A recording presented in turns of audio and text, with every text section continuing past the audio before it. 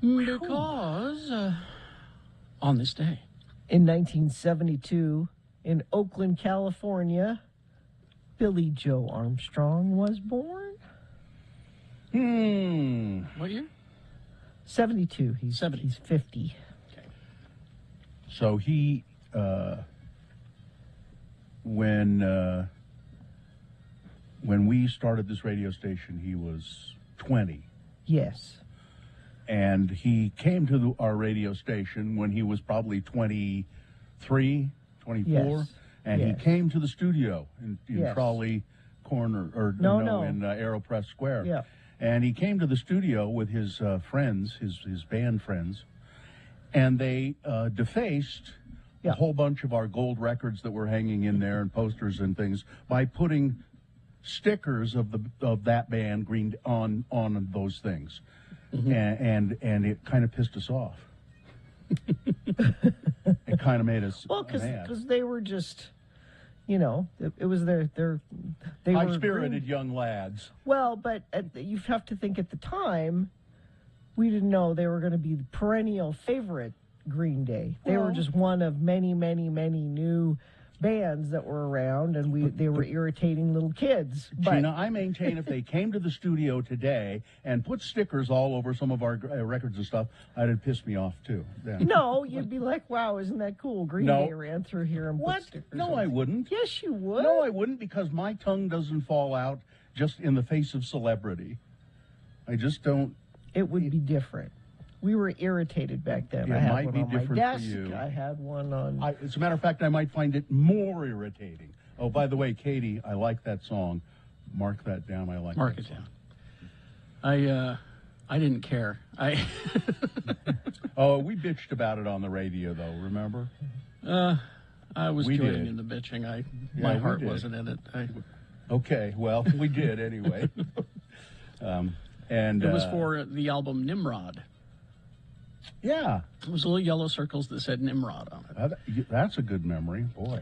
And so they were promoting Nimrod, and so they were putting him on the gold record, saying, our record is going to be... As I recall, Nimrod didn't do too well. Or I maybe don't think I'm wrong. it did. No. It's not one that you think of No. right away. They Did it do had okay? no. That's what Time of Your Life's on. Oh, That was okay. one Well, of I their did biggest find that. hits. All right, yeah. Yeah, they used that song in ER. It must have been a big hit. No, it's one of their biggest hits. Of course, the rap against Green Day by some people is that they're too poppy and too main. They sound too.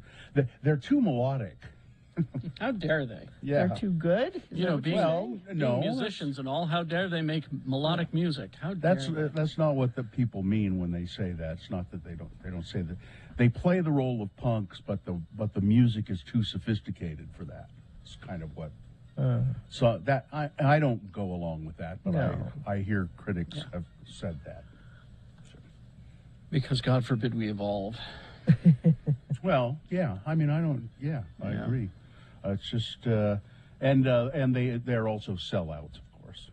Because they were successful. Yeah, they made and they did a Broadway show. I mean, Yeah. sellouts. You know, who do they think they are? Rodgers and Dinkelstein? You know, every year at Christmas, my husband has a tradition where he takes each of the kids to a play or a production of some kind. Oh, he didn't. He did. Well, now this was a while ago. American Idiot came to town. Does he check ahead of time to see maybe what the subject matter is?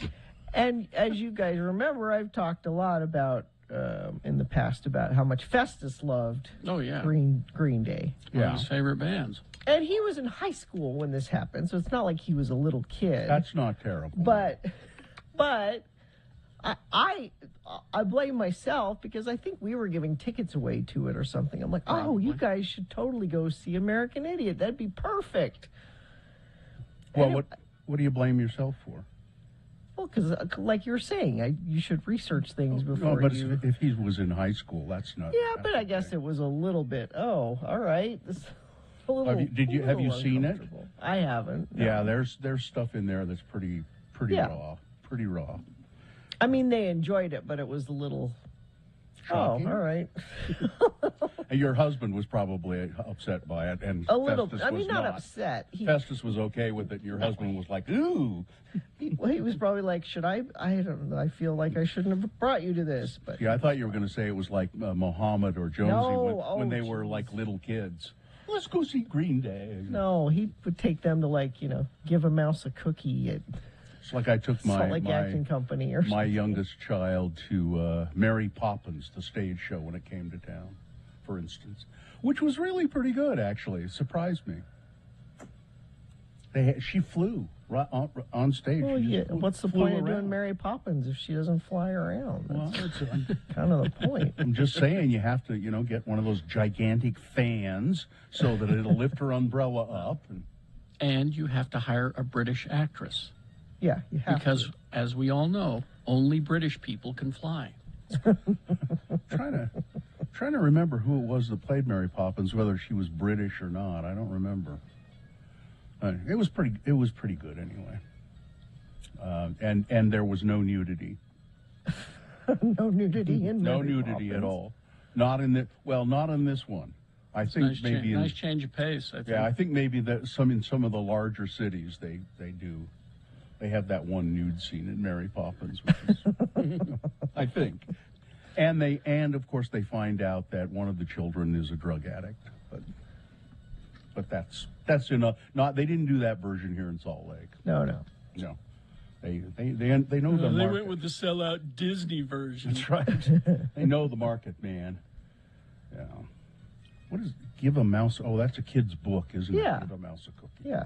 Oh, Yeah. What was that?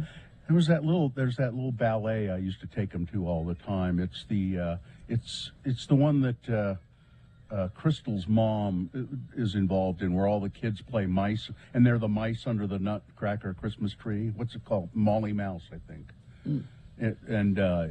It's really kind of cute and charming. Yeah. It's all these little kids who are aspiring to be ballet dancers, and they dress up like the mice under the tree, and they do the whole story of the mice rather than From the mice point of view. Yeah, from the mouse's point of view.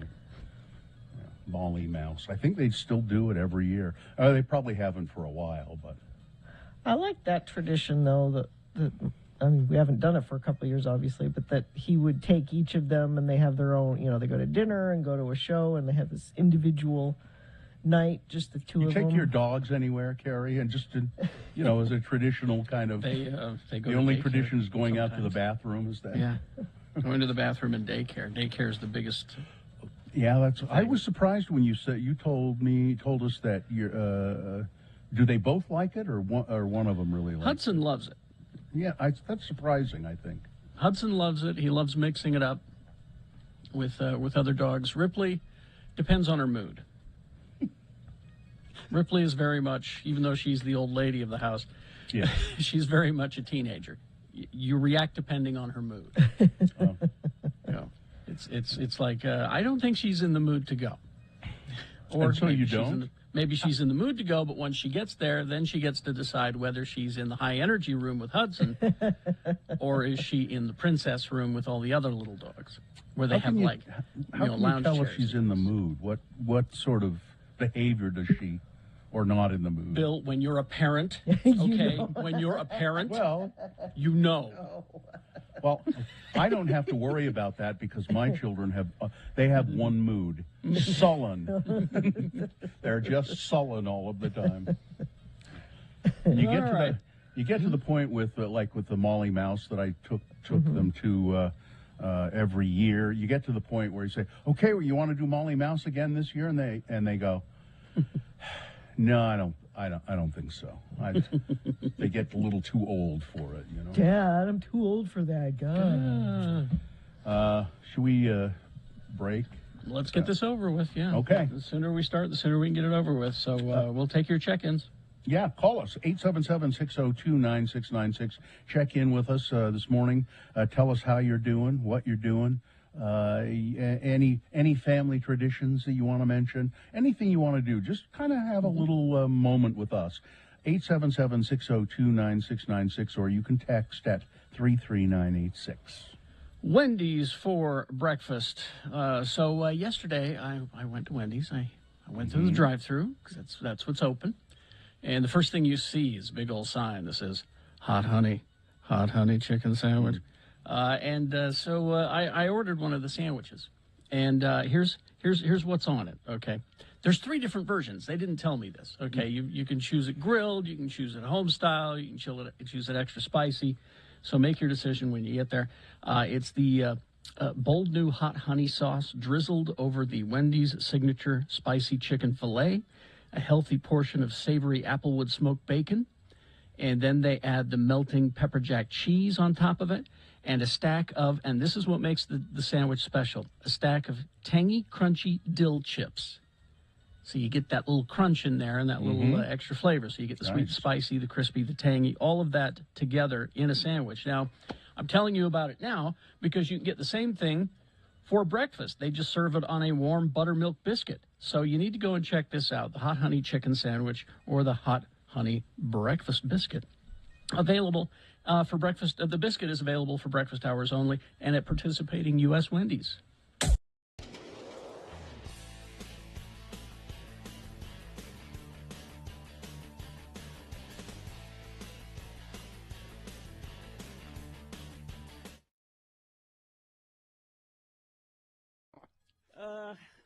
I'm a bad mom, I can tell you about real quick. Really? Mm-hmm. Well, we know you're a bad mom, but go ahead, tell us. Quickly, we're at Gray Whale. You can come by and see us, Gray Whale up by the U.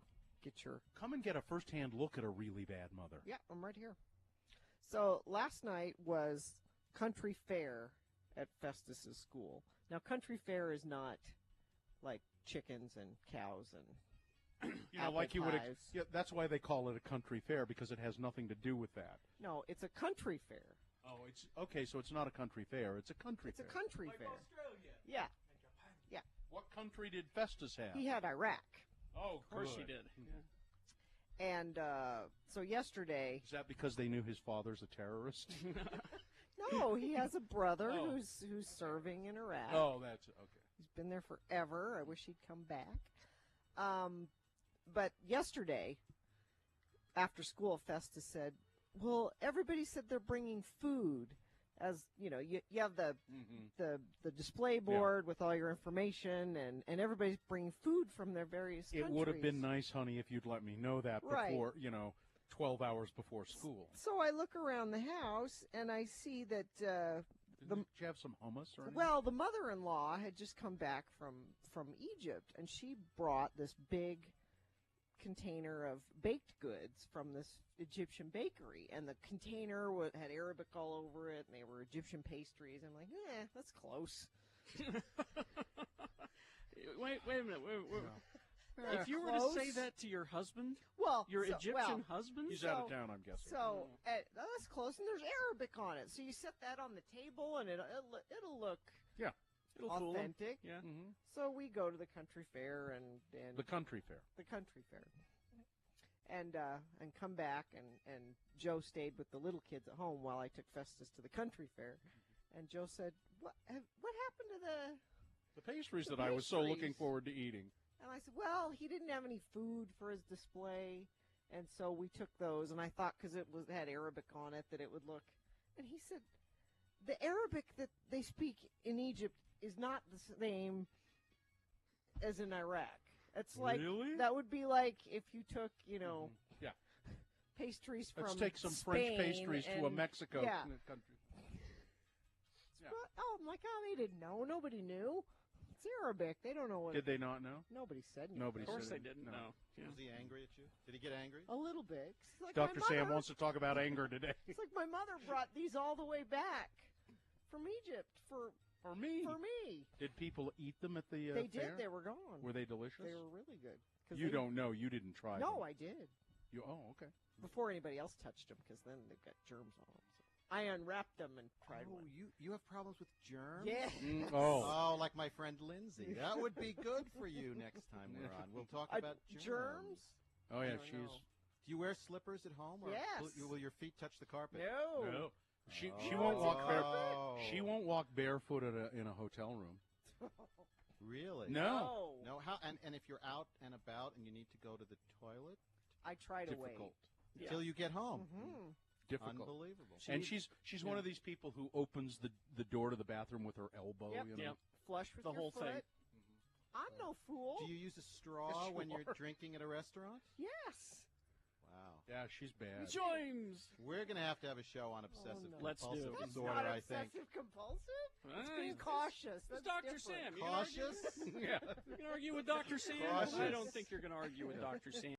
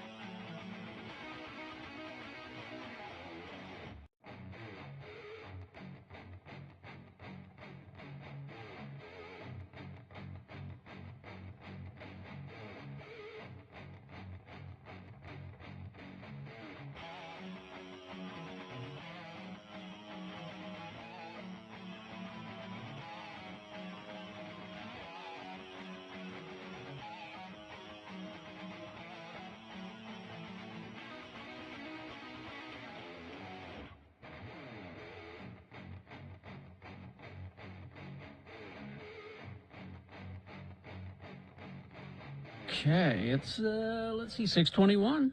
All right. Let's get it over with. I'm all for that. So we've got some check-ins here. They'll call. We'll go to them in a second. Hang on, you guys. I think there's a line open, 877-602-9696. Gina, sponsor this? Don't miss Utah Presents groundbreaking play Nassim this March 1st through the 5th at Kingsbury Hall. Each night, a new actor joins playwright Nassim Soleimanpour on stage, while an unseen script waits sealed in a box, including a performance on March 4th by X96's own Gina Barberi.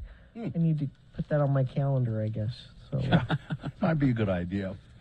All right, let's go. The moon is 99.1% of full. It was a full moon yesterday, so now the moon is on the wane. The moon will set today at 8:13 a.m. Today being Thursday, it's the 17th day of February in the year of our Lord Jesus Christ 2022. And according to experts, the micro mini skirt is dominating the New York fashion world. And this is the morning show that will make this promise to friends of the program. We will find out why. This is Radio from Hell, starring the Lords of Morning Radio, Kerry Jackson. I'm Bill Allred. That's Gina Barberi, who has a fuzzy brain today. I took the cold medicine, and I took the sleepy time kind that's like last night. And I took it too late because it's still here with me. Katie, for short, is our producer in the studio. We have Miriam and we have Cameron Diaz helping out. It's National Cabbage Day, so let's all try to use the old saying sometime today. I don't boil my cabbage twice. Okay? Never heard that. I have never heard that saying. It's an old saying. It's very common in Pennsylvania, as a matter of fact. And it's you say that when somebody said, wait a minute, I didn't hear what you said. I don't understand. And you just dismiss them. Listen, I don't boil my cabbage twice, okay? So let's all try to use that phrase today. Just in honor of Cabbage Day. Okay. All right. Let's go to Joshua, shall we? Joshua. Hey, Joshua. Hello? I think Joshua was just pushed off a cliff. How are you now? Oh, there he is. Okay. What's up? Hey, just driving to work. Just thought I'd check in. Well, thanks for doing that. Where's work, Joshua? Yeah, I service anesthesia machines for veterinarians and research labs. Hey, Really? can you get me one of those? Yeah. And not unless you start scooting your ass on the floor, but anyway. How did you know? Bill's itchy. I've got worms. I will admit it right here. Got worms. Joshua, anything else you would like to add to this conversation to enlighten us, or are you going to go away? Well, I appreciate you guys. Just thought I'd check in. Didn't listen since the days of antenna balls, and just know that I take you everywhere I go. Thank you. Every border, north and south, and from the Mile High City to the city by the bay. Joshua, important question about antenna balls. What color are yours? Yes, sir. Orange, of course. Okay, just checking. We did 2 different versions, so I was curious. We did some yellow ones. We did some yellow ones too. So people who maybe don't know what this is, antenna balls. Cars used to have antennas on them. This is how long X96 has been around. For radio, cars had antennas. For radio reception. Now the antennas are embedded in the the windshield and stuff. So hey guys, yes. Hey guys, look over. He had to go. But anyway. Yeah. So anyway, just to finish that up, there in California, there's a bunch of gas stations called Union 76. Mm-hmm. And Union 76's logo is an orange circle with 76 in it. And it's kind of an iconic thing in California. And they had 76 antenna balls. Right. So our owner, Fred Acme, got the great idea. Let's do some antenna balls like that, but let's put 96 instead of 76, which we did. And there were thousands of them, and people loved them. And then the Union 76 company contacted us and said, "You have appropriated our logo and we don't appreciate it. We will sue you unless you quit doing it." It was a cease and desist. Yeah. And so we changed them to yellow. Yeah, Fred Acme said, "I saw that coming, son. Yeah. We'll do it until they make us apologize." That's right, Yeah. And so we did a yellow one. And people used to remember ball jacking? Oh, yeah. Yeah. They would steal the antenna ball. It was like we had promos running, don't get your antenna ball jack. X96 has been around so long, there were antennas on cars, but they quickly disappeared, and I remember those we had boxes and boxes of antenna balls, and we just went, nobody's going to want these anymore. There are no antennas on cars. We may still have. I've got some here in my house that I use for Christmas decorations, but I don't know if I probably have one around somewhere. But we might have some still somewhere in a box in a warehouse somewhere. Yeah. Anyway, Cindy Mitchell checking in. Good morning, Cindy Mitchell. How are you? I am good, thank you. How are you guys today? Oh, okay. Oh, only okay. I'm sorry. What do you got for us, Cindy? Well, I just wanted to remind you guys that Mike and I have been listening to you so long that we've tried a couple of times to give our children away to you. I know. This is funny, Cindy, because I was in the station yesterday, and we're putting together a little kind of a thing online. I can't describe it too much right now, but they wanted some photos and things like that. And I had a whole big book of photos at my desk, and so I took them over to Corey, and I said, here's a picture of us at a live remote. And this is how long we've been listening. People have been listening. This little girl on my lap, your daughter, Cindy. This little girl on my lap is married, and I believe has a child. Yes. Yes, yeah. It does. Yeah, I've got a picture of me in Provo standing outside of, I think, a Gorilla Bicycle location in Provo, holding your daughter, Krista, in my arms, and she's just this little chubby, like she was probably a couple of, maybe a year and a half old or so. Yes, but before that, I can't remember what restaurant you were at. Tyler was still little. Mm-hmm. And we tried to give him away to you to get tickets to something. We'll exchange the baby for the ticket. Yeah, that's right. And how old is Tyler? Well, Tyler is 30, and he's a high school chemistry teacher now. This is how long we have been around. Okay. I'm done. Does that just make you tired, No. Bill? You're still highly entertaining. Don't stop. Well, okay. Bill's just going to go home. Oh, wait. He is. I am. Yes. I'm going to go sit in that chair back there. Oh, and I do have to tell you, because you were talking about antenna balls, I have like a half dozen kid window stickers. Oh, okay. Nice. Well, take a picture and email them to me, bill@x96.com, okay? Okay, will do. All right. Yeah. Thanks, We had all those kid stickers. You're welcome. See you later. In that book I gave Corey yesterday too. Okay. Let's see. People texting, checking in. Teacher Emily checking in. We used to go see the play A Christmas Carol every year. We stopped a while back. This year, Mom revealed she hated it every year and never wants to see it again in her life. Yeah. I just went because you wanted me to go. I hated it. I love that. Kirk with the funny voice. You liked it. No, I thought you liked it. I was just going because of you. Kirk with the funny voice checking in. Fun fact, some states in the U.S. refused to show The Office Season 2 episode titled Sexual Harassment because they said the word boner in it. Oh, my. Now I feel so naughty listening to your show. Yeah. All right. Traffic, Gina, please. Yeah, not like yesterday. There's no weather issues this morning, and hence no accidents, at least so far. Let's see if we can keep it that way. If you see something that's trouble, you want to report it, you can report it to us. Text it to us, 33986. All right, we will take a break. We'll be back. Let's see. After these messages, we've got some geek news, some other things you need to know about, and at 7 o'clock, it's Beat Gina, Kevin Bacon trivia, Gina. Aw, Kevin Bacon I trivia. love Kevin Bacon. And see this? These are the questions. Yeah, I can't see. Don't do a screen cap, all right, okay. but there they are. So be ready to play Kevin Bacon trivia against Gina to win a fabulous prize, which we'll name in a moment after these. X96.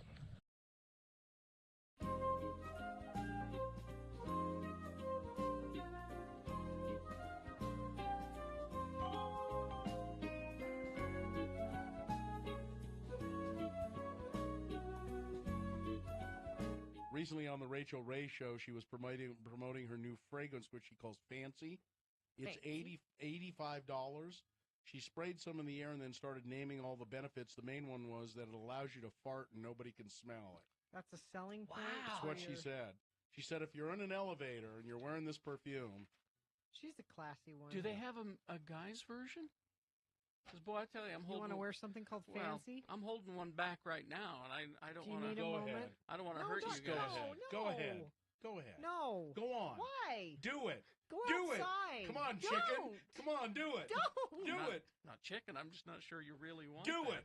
Why do you want him to do that? Do it. I don't believe him. I don't believe he's holding one. I believe he always has one ready. And I don't I believe. believe he Just can. put the microphone down. Don't do it. I'll leave the room. And I don't believe it's going to be as bad as you say.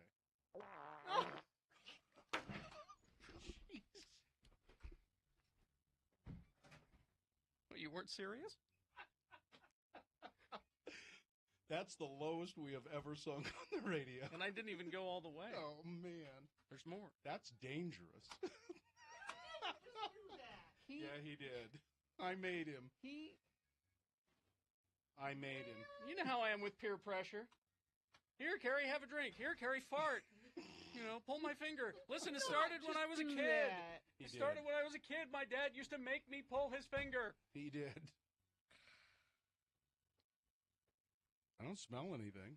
Seems fine. It'll circulate. Well, yeah.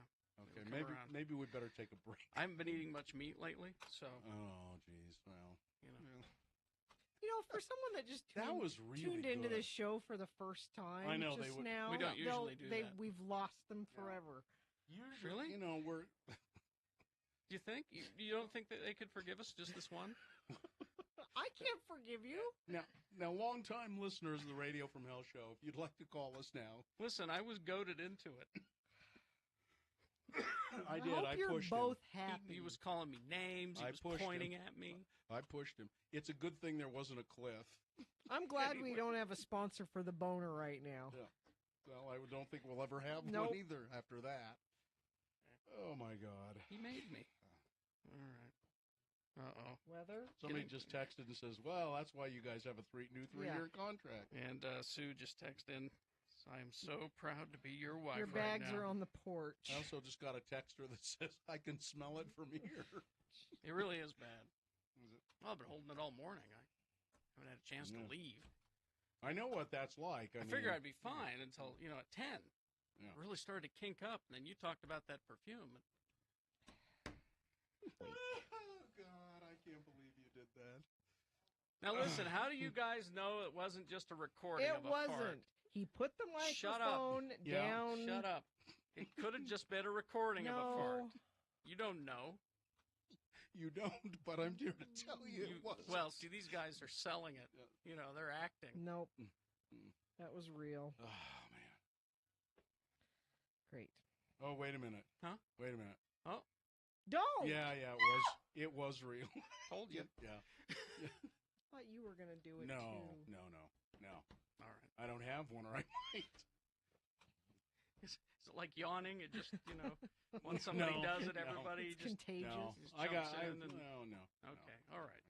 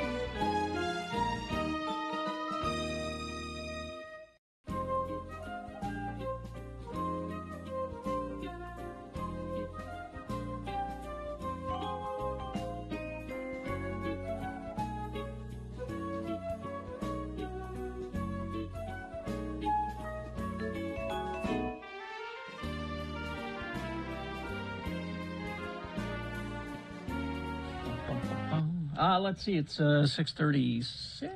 And yes, I don't know how to break this to you guys. What? It's about Aaron Rodgers. Oh no. I don't know how to break it. This is a long pause I'm doing here, Gina, so that you can sponsor it. Oh, okay. Demand for nurses is higher than ever. Nightingale College blends online classes with on-ground supervised field experience. Enroll now for the upcoming summer semester. Visit them at nightingale.edu. Okay, I'm ready, Bill. There. Aaron Rodgers has announced that he and Shailene Woodley are no longer engaged. Oh, okay.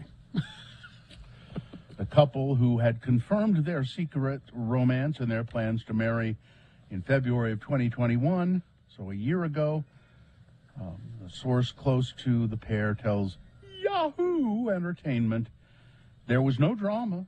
Both of the stars knew it was just best to split. They woke up one morning, looked at each other in the eye, and said, "That's it, isn't it? Yep, it sure is. See you later." You're still not going to get vaccinated, huh? All right. I guess I'm gone. It was an amicable split. It just wasn't working. They were very different people with busy careers, and there were obstacles that they couldn't surmount. I thought I heard, Gina, read that Shailene Woodley was into all of this, mystic healing stuff, and she agreed with the no vaccination. Yeah. No, I was joking, but she's hooky dooky too. But Shailene Woodley must have called Olivia Munn and said, "Really, what am I getting myself into here?" Do you think this, I was thinking of having this be a boner candidate, but it's about another football player.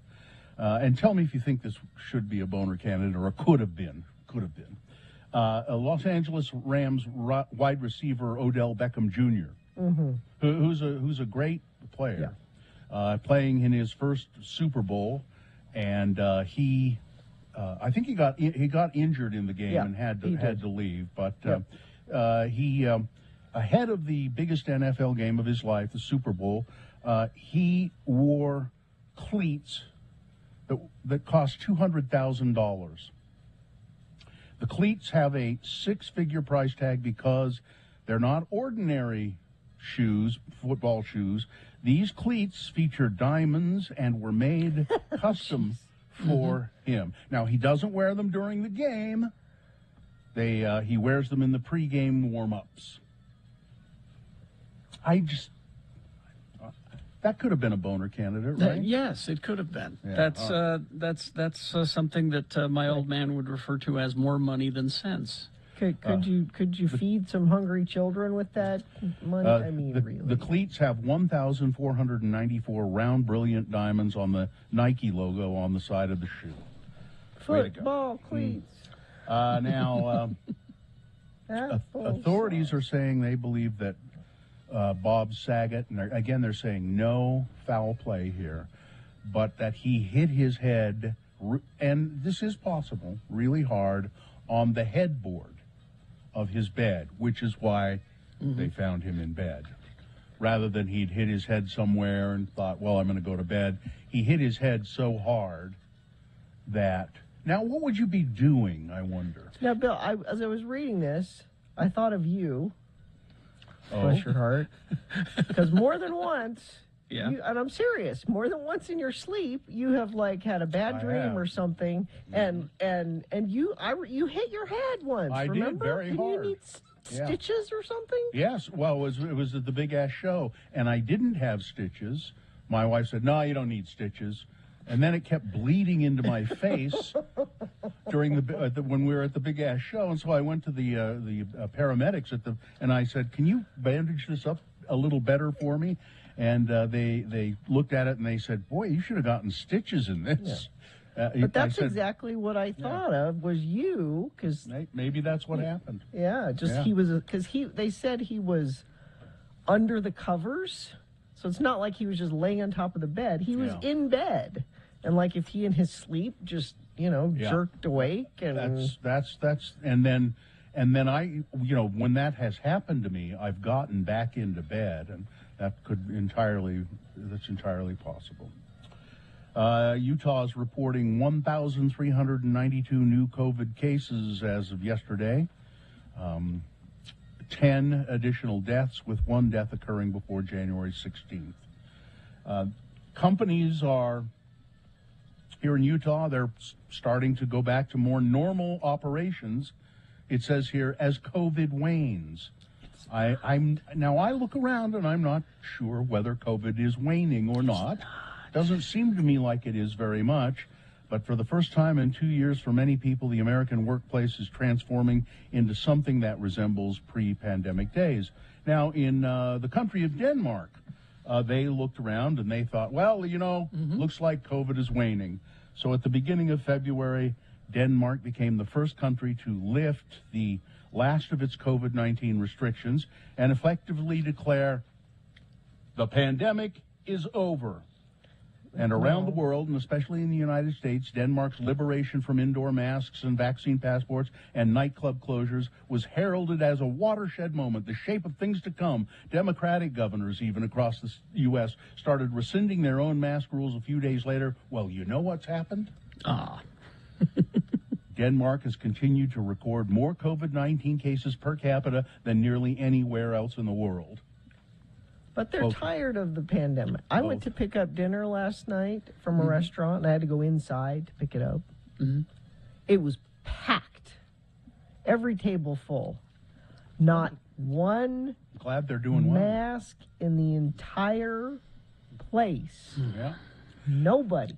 And I keep hearing these stories on the news. People are done with COVID. And I'm like, has anyone asked and gotten a comment from COVID yet? No, because they haven't. I don't think COVID's done with you. Actually, you don't need to get a comment from COVID. It's yelling at you every day.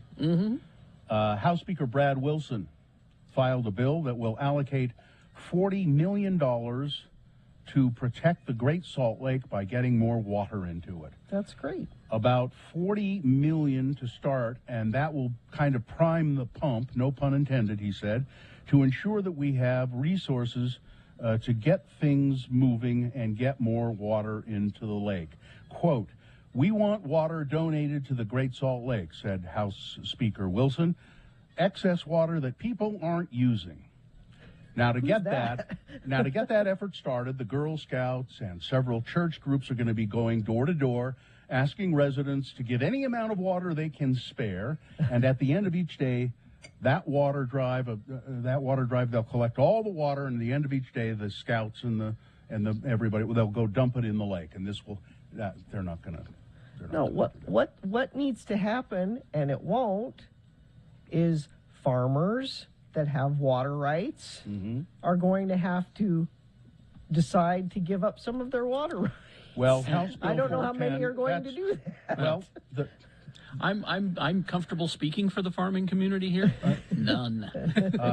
The House Bill 410, though, builds off of something that environmental groups have tried, getting water for the water rights for the Great Salt Lake. The lake itself doesn't have water rights because it's a terminal basin, and legally any water that enters the Great Salt Lake is deemed to have had no beneficial use.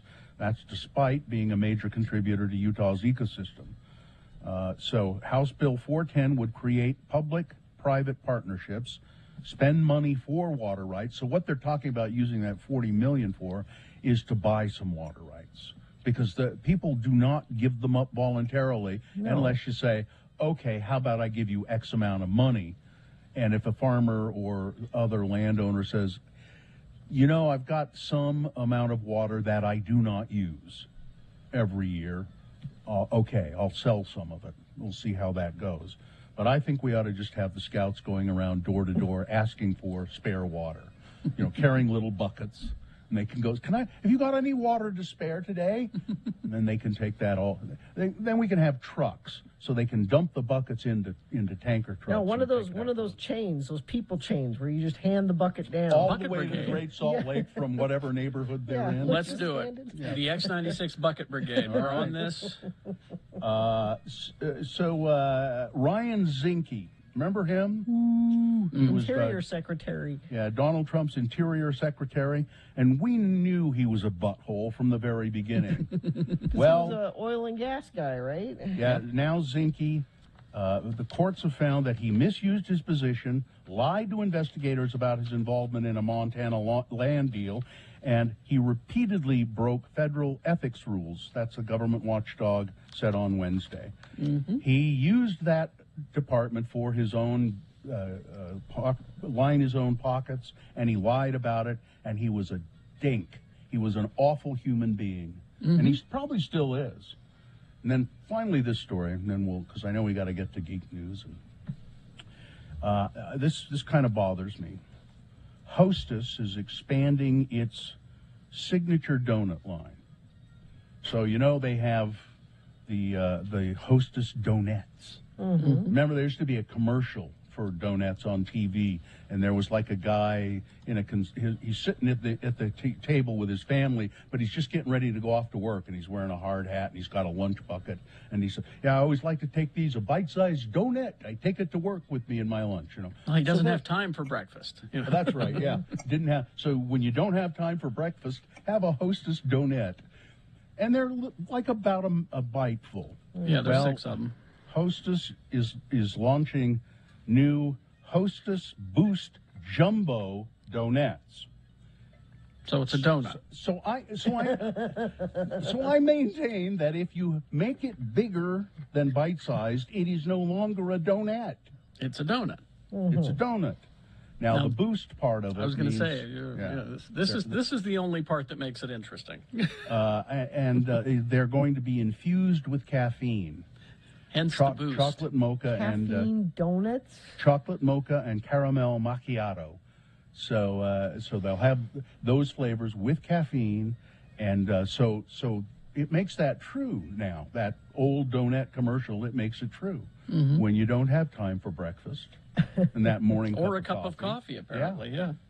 You have one of these jumbo Hostess. I hate calling them donuts because they're not donuts. Refuse. Be a rebel. Okay. All right, I will. All right. Sports, weather, traffic. Well, Mohammed and I were watching the Jazz game last night, and it was getting a little late. And I said to him, I think I'm going to go up to bed. They seem to have this in hand. I should never do that. It's my fault. It's my fault. I didn't stick with it. And Donovan Mitchell, God bless him, did everything he could. 37 points. Still wasn't enough to beat the Lakers last night. And the Lakers are terrible. They're the worst team in the West. The Jazz lost. They play again Friday against the Mavericks. That will be their next game. Weather, so sunny today, high of 42. Tomorrow, 48. Saturday, 52, so we're warming back up again. Sunday, slight chance of rain and snow. And Monday, a better chance of snow. One of those 2 days I'll be driving back from Vegas, so that makes me super happy. Actually, a lot of people out of town for President's Weekend, so we might have to deal with snow coming back into town one of those 2 days. Traffic has been really good this morning. We don't have any wet roads out there today, which should mean for better traffic situations. I have no accidents to tell you about. Let me check our message stream here, see if anybody sent anything in via text at 33986. Nope, but if you do see something, feel free to share it with us, and I will pass it along. That's traffic. All right, thank you very much. You can line up now to beat Gina. We've got Kevin Bacon trivia coming up. If you can beat Gina. This is for tickets to that play that I'm doing, Nassim, with Nassim Suleimanpour at Kingsbury Hall. I'll be doing it on the 4th, but it's running the 1st through the 5th. I'm not sure which night the tickets are for, but that's the prize. All right. Thank you. And let's put those tickets inside of a Radio from Hell coffee mug, shall we? Sure. Let's do that. So that's the prize for beating Gina at Kevin Bacon Trivia. 877-602-9696. You can line up right now to beat Gina. All right. Geek News brought to you by New Year resolution, read more comics. This month, the epic comic series from Fiona Staples and Brian K. Vaughan. Saga, only at the Nerd Store at Valley Fair Mall and Dr. Bolt's in Mill Creek. All right. As usual, I brought you some trailers, and you're going to be happy with these, I think. This first one is for a TV show that is premiering on HBO Max. We love Taika Waititi, right? Very funny man. Yep. He brought us What We Do in the Shadows. He has now brought us a pirate show. Oh, boy. It's called Our Flag Means Death, is what it is called. So... Blackbeard, Captain Kidd, the Gentleman Pirate. Well, the first two are like very, very talented pirates. But the last one is the scariest of them all. Instead of killing with weapons, he kills with kindness. Oh, right, so you're the Gentleman Pirate then. Well sussed. So, the rumor is you've upended your entire comfortable life. Become a pirate. I got bad news for you, genital pirate. So yes, that's Rise Darby For everyone. as the star. It's a really dangerous lifestyle. The Gentleman Pirate. Now this is Taika Waititi is in it. He plays Blackbeard. And this is loosely based on a true story. Huh? Believe it or not. Loosely based on a true story. Apparently there was a rich guy who decided he wanted to be a pirate. And he... Really? Yeah. Yeah, my son used to be really into pirates, and he's told me all about that.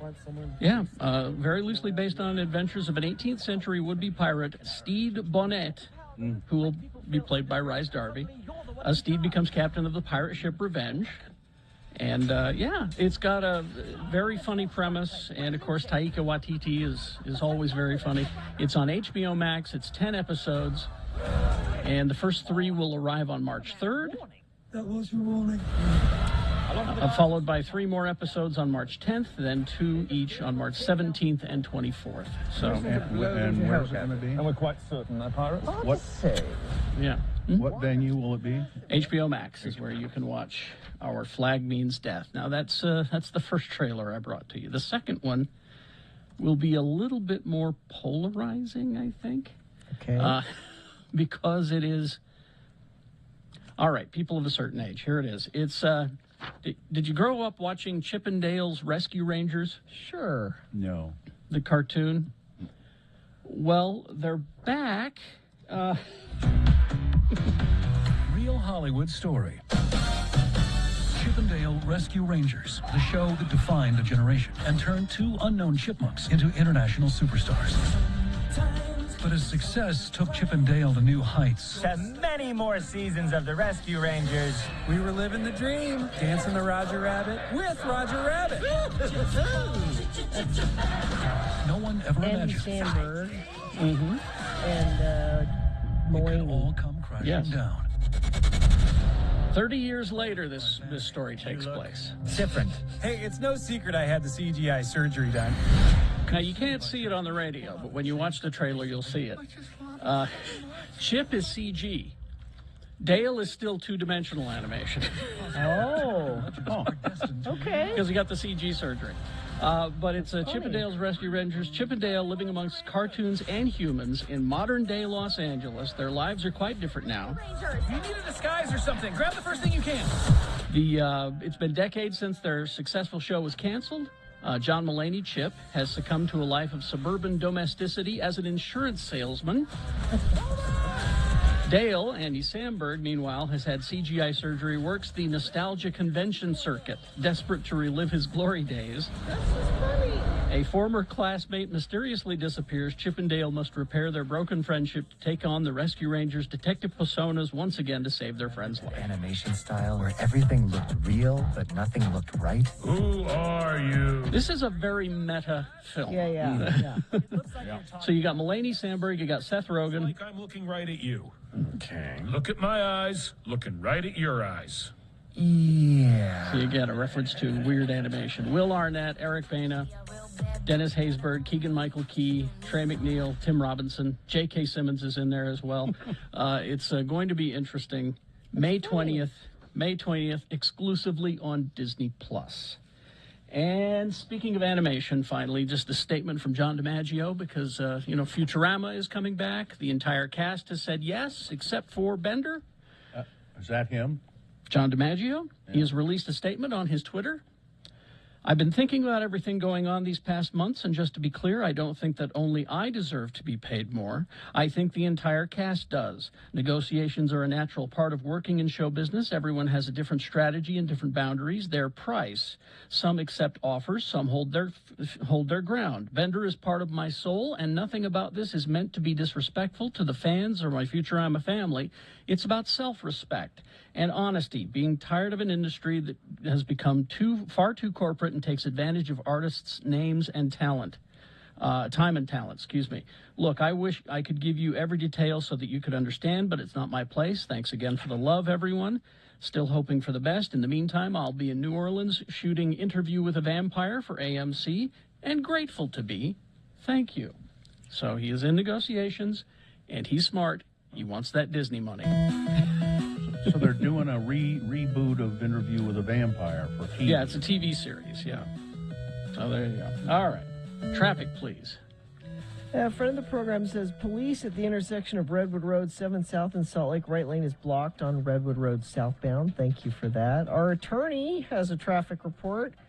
He says there's a convoy of Frito-Lay trucks on 39th South. I don't know if he's following them to get some snacks or what.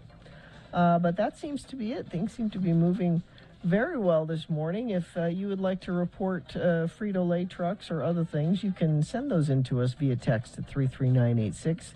Tim Daly has new arrivals daily, a pre-owned selection of over 1,200 used vehicles to choose from, all makes and models. Think forever warranty. Think Tim Daly. All right. Time now to call in to Beat Gina. It's time. We've got, Kevin Bacon trivia, and it's real easy. I'm not going to lie to you. It's real easy. If you beat Gina at Kevin Bacon trivia, you will not only get tickets to the play that she is in, but you will they will be served to you in a Radio from Hell coffee mug. All right? Mm-hmm. So call now, 877-602-9696. Line up to beat Gina. Okay? There we go. Let's see, UtahAdvocates.com. There were so many accidents yesterday. Mm-hmm. Oh, yeah. The Belt Route apparently became an ice skating rink. Mm-hmm. Cars piling up everywhere. You may not have needed them before that, but you need them now, the advocates. They will be there for you. They are there for you. You deserve an advocate. You can call them 24 hours a day, because accidents don't just happen 9 to 5. They happen all the time, and you want to get them involved as soon as possible to help deflecting some of those calls you're going to get from the bill collectors. And it wasn't your fault. You're injured and somebody else's fault. Let the advocates take care of it. Now, calling the advocates does not cost you a dime. The number is 801-355-5550, by the way. Doesn't cost you a dime. If they take your case, they don't charge you anything unless they get you a settlement. So don't hesitate. Call the advocates or go to the website. There's a chat feature there. So the phone number, 801-355-5550. The website, utahadvocates.com.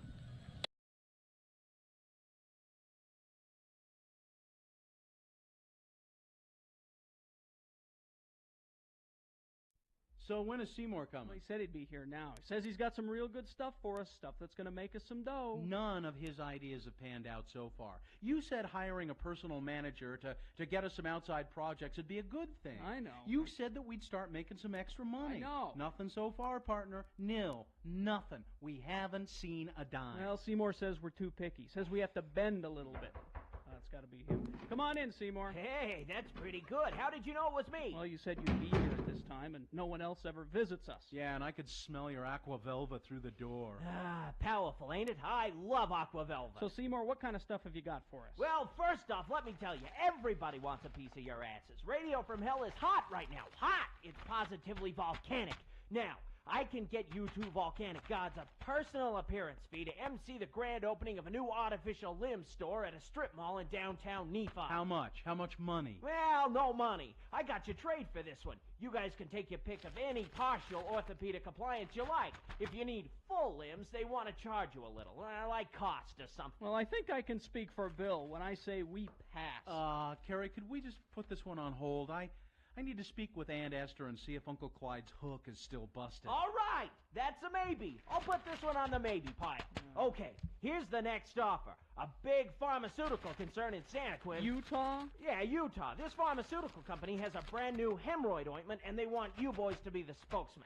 Now, before you say anything, just listen to some ad copy I was formulating in my head as I rode over here on the bus. Hi, we're Carrie and Bill, and being DJs, we spend most of the day sitting on our asses. Boy, do we know about hemorrhoids. Something, something, something, vamp, vamp, vamp. So get rid of your hemorrhoids right away with Roid Away. Roid Away? Let me guess. No money for this one either? I think I speak for Bill when I say we will not endorse Roid Away for trade. Tell Roid Away to take their proposal and shove it up there. No, hold on, Carrie. I've been kind of inflamed lately. It's on the maybe pile.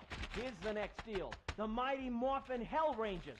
You two can morph from yourselves into these guys wearing tight leather outfits and football helmets. Absolutely not. Look at Bill's gut. Do we want our fans to see that gut in tight leather? I think I speak for Bill when I say... Wait, Carrie. Hey, Seymour, is it pink leather? I just love pink leather. On the maybe pile. Finally this. You guys know them little Looney Tune kids cartoons, Teeny Toons or whatever? Yeah. Very popular. Little Bobby?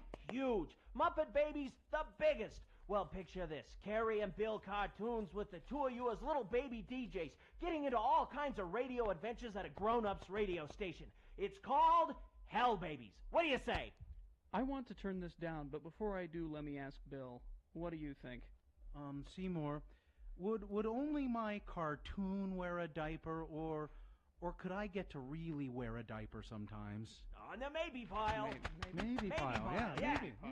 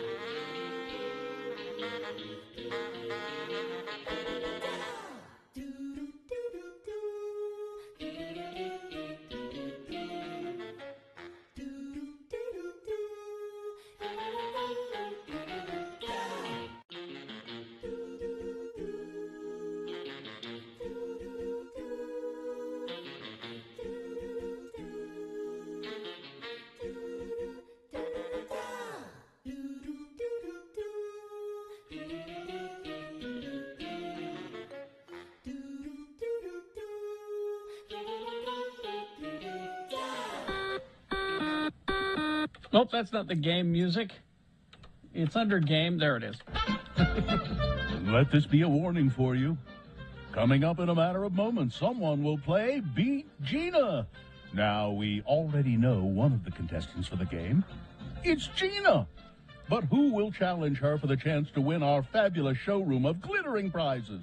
Will it be you? Or how about you? Let's find out right now, shall we? But first, allow me, your humble announcer, Johnny Filbert, the privilege of introducing our host, a man who is less than 6 degrees from the greatest game show host of all time, Wink Martindale. Here he is, resplendent in a garment fashioned for him by the Ogden 40th Ward Relief Society, Carrie Jackson. Thank you, Johnny. You're welcome, Carrie. Thank you so much. All right, we had a full bank of phones. We tossed a coin off the air, and it came up Jeannie. Hi, Jeannie. Good morning. How are you? Jeannie, you will be playing Gina. Oh, this is going to be confusing. Might be Oh, confusing. we can do it. We can do it. Carrie, I have every confidence in your ability to handle it. And I have every confidence in your ability to keep that score. Thank you. All right. Thank you, Johnny. All right. So let's toss a coin to see who goes first. It will give you an advantage in the game. Jeannie, heads or tails? Heads. All right. Coin toss app says heads. Oh. She won the toss. Nice. She has the advantage in the game. That means that you, this first question is yours to answer on your own. And if you get it correctly, you get the point. If you don't get it correctly, Gina will get a chance to steal the point away by answering the question correctly. All right, so here we go. Jeannie, this is easy Kevin Bacon trivia because, well, it's, let's see, Footloose was released on this day in 1984. But rather than do just strictly Footloose trivia, we're going just general Kevin Bacon trivia. All right. Jeannie? Mm-hmm. Kevin Bacon was on a soap opera in the 80s. Which soap opera was Kevin Bacon on in the 80s? Was it A, Guiding Light, B, Days of Our Lamps, C, IKEA Heights, or D, Attitudes and Feelings, both desirable and sometimes seductive, which was my mother's favorite, by the way? I'm going to go with A. A is correct, yes. Thank you. Jeannie, you have 1 point. What was the answer for that, Carrie? What's the answer on A? Guiding Light. Guiding Light. Gina controls the question now. Gina? Chance to tie. I'm ready. In which movie did Kevin Bacon make his acting debut? What was his first film? Was it A, Tales of the Voodoo Prostitute, B, Fertilize the Blaspheming Bombshell, C, The Incredibly Strange Creatures Who Stopped Living and Became Mixed Up Zombies, or D, Animal House? Animal House. Animal House is correct. It's 1-1. And it's tied, but now Jeannie gets a chance to break that tie. All those movies were real, by the way. Really? Yeah. Yes, they were. All right. Jeannie, what is Kevin Bacon's full name? What is his full name? Is it A, Kevin Norwood Bacon, B, Kevin Macon Bacon, C, Kevin Pepper Bacon, or D, Kevin Pancetta Bacon? I'm going to go with A again, Norwood. That is correct. You're giving yes. Jeannie the Nicely really done. easy ones. That's okay. It's 2-1. It's now the cavilling and carping and complaining Gina Barberi's chance to answer a question to tie the game. All right. Gina? Mm-hmm. What name is given to the giant worm-like man-eating monsters in Tremors? What are the names of the creatures in Tremors? Is it A, Midgard serpents, B, graboids, C, Sir Hiss, or D, Jeff? I don't know this. Ah. Well. Is it B? Graboids is As correct. A total guess. That's correct. It's 2-2. Jeannie, this is your chance to win our showroom full of glittering prizes. Jeannie, what is the Kevin Bacon game? What is the Kevin Bacon game?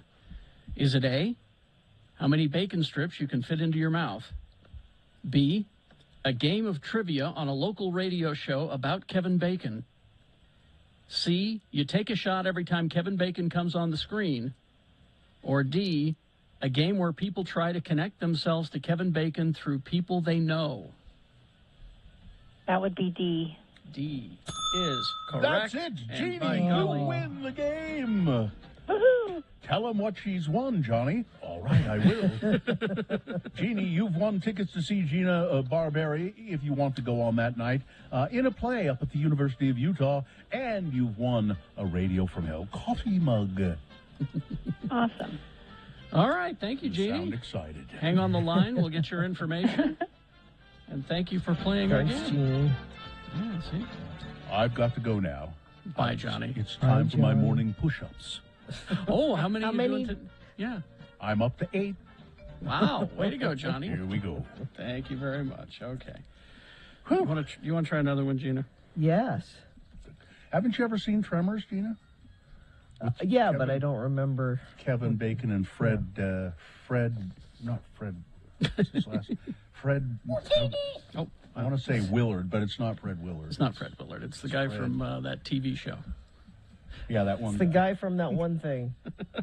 Fred, I sent Katie my picture of me with Kevin Bacon. I thought you were going to put it up during that. During the Kevin Bacon game? Yeah. But Okay. Well, all right. You didn't make that explicit. Gina, here's one you should be able to get. Okay. In Footloose, Yes. where is Kevin Bacon's character Ren McCormack from? From the big city. Which big city? What are the choices? Is it A, Salina, B, Chicago, C, Levan, or D, Panguitch? I think it's Chicago. You are correct. Yeah. It is Chicago. All right. Thank you very much. See, do you feel better now? Oh, and there it is. Thank you, Katie. It's my picture that our good friend Stuart, my blurry photo of me with Kevin Bacon at Sundance a few years ago. You It's can one of my see most that. prized possessions. You can see that if you go to x96.com and live, /live, and there it is. Stuart says, I will never live that photo down. He was so cute because he's like, oh, because I'm not somebody that would say, oh, can I get my picture taken with you? I just wouldn't. And Stuart knows I like Kevin Bacon. He's like, I'll get you. I'll take care of it. I got this, baby. Let me take care of this for you. It was Kevin Bacon and Fred Ward. Ward. Yeah, also in the movie, Reba McEntire. Yes. And Michael Gross. Michael Gross, that guy from TV. Yeah. He's the dad on Family Ties. Yeah, the guy from TV. Yeah. So, and Tremors is really actually quite a good movie. They're bringing it back. Well, it never really left. I mean, they've had sequels and TV series, but they're restarting it, I guess, from what I understand. And Kevin Bacon's involved somehow, or it's been put on hold. He's playing a graboid, perhaps. I would hope. Well, he's a good actor. He could do that. Yep. Traffic, Gina, please. Well, the only accident UDOT's reporting is one up in Ogden. Crashed southbound Wall Avenue, 2nd Street in Ogden. That's affecting the right lane of traffic. And let's see, earlier, a friend of the program said police at the intersection of Redwood Road 7th South and Salt Lake, right lane blocked on Redwood Road southbound. That could still be causing some issues. It hasn't shown up on UDOT yet, so thank you to the friend of the program that sent that in via text at 33986. All right. Boners coming up, round one. Here are the candidates. Number one, never lend a teen your phone.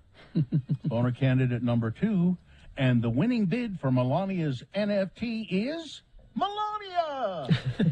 And boner candidate number three, will there ever come a day when we don't have these hideous events? All right. Thank you very much. Round one of your boners coming up after these. Stand by for all of that. BigOTires.com. I'm all right. Got excited with Big O Tires. I'm very excited, yes. Because, boy, you needed them yesterday, that's for sure. Big O Tires, I go to the one on 2nd East and South Temple. It's pretty much in my neighborhood, close by. And I guarantee there's one, or I can't really guarantee it, but there's probably one in your neighborhood, too. Well, there's 40-plus stores, so odds are, Bill, that's true. And they all have the same sale going on. Big savings on Michelin tires all February long. Come in for select sets of Michelin brand tires and earn $70 rewards card with installation purchase, plus an additional $120 in mail-in rebate savings on purchases of $500 or more with your Big O Tires credit card. Remember, Big O is more than just tires, though. You can go in for brakes, alignments, oil changes, fluids, batteries, and more. And they have an online appointment scheduling feature at BigOTires.com. They are the team you trust, Big O Tires. The lightning round of Ask a Bullfighter. You could still get in a phone question if you want, 801-359-9696 or 877-602-9696. But we have a lot of text questions. How about your health insurance, Ammon? They must be some. There must be some restrictions, or you have to have. You must be risky. You have to have special health insurance, or what? I don't. It probably would be a good idea if you. You've had injuries. Good idea. Just thinking about this, are you? All right. Hey, wait a minute. Why didn't I think of that? So what do you? I mean, has your health insurance covered you so far? Yeah, on the cases where I've needed to go, a lot of the injuries are, you're just going to be sore. You can't really do much for it. Cinch you up. We just cinch you up on the kitchen table. Yeah, until that big brain injury comes around, then you're going to wish you had it. Let's see. Text question. This is not me, of course. I want to ride a bull once before I die. How would I go about doing this? Good. Well, that's his bucket list, I guess. Yeah, it's probably easier than a lot of people think. Make it the last item on your bucket list. And finally, actually, the Broken Heart Rodeo Company has practice where they buck out some of their younger animals just to see how well they'll perform. And I'm not sure if he's still doing it, but usually it's every Wednesday night in Ogden at the Golden Spike Arena. Really? Just show up and yeah, like there's kids from high school that come and get on, or guys from college that just haven't been riding for a while that want to get back in. You have to pay a little fee to do it. Yeah, I think it's like $20, and usually there's enough guys there that have the equipment that if somebody, I've been there before when people have shown up that have never been on an animal before. I don't have my own rigging. Yeah, they help them do it. So listen to you. That would be a good. And I know on the website, on the Golden Spike Arena website, there's a calendar, and it'll list on the days that they have practice. All right. Let's see. How many bones have you broken? Pretty standard question. Probably 5. 5. What was the most painful one? No pelvis, I hope. No, my pelvis is functioning great. That's good to hear. Good news for your fiance there too. My worst injury is probably my ankle when I broke it and dislocated it. Have you ever seen a rider or bullfighter lose their life? I have not. That has not happened. Okay. Not where I've been. Thank goodness. Let's see. Do you have to be a big guy to be a bullfighter? Yeah, I would think because you're over 6 feet. I would think you'd want to be a little guy, like a smaller target. Yeah, I don't know. I mean, I don't know if I'm big or not, but this is my size, and the guy I work with is the guy that I fight bulls with. He's about my same size, and I kind of think of it as there's more cushion for the pushing her. You know, I can take more of a hit. And so The maybe if I was a little horns, you know, smaller, maybe if I was smaller, I'd break more bones because I got some padding. I don't know, but And let's see, growing up in Franklin, Idaho, where there was nothing to do, have you ever gone cow tipping? You know, no, I actually we tried one time to see how close we could get, but they weren't really sleeping. So. Well, you got to make sure. Isn't that just a myth? I kind of think it is. You can't push a cow over when they're asleep. Gina, I'm going to look it up. That's bull. Look it up. That's bull is what that is.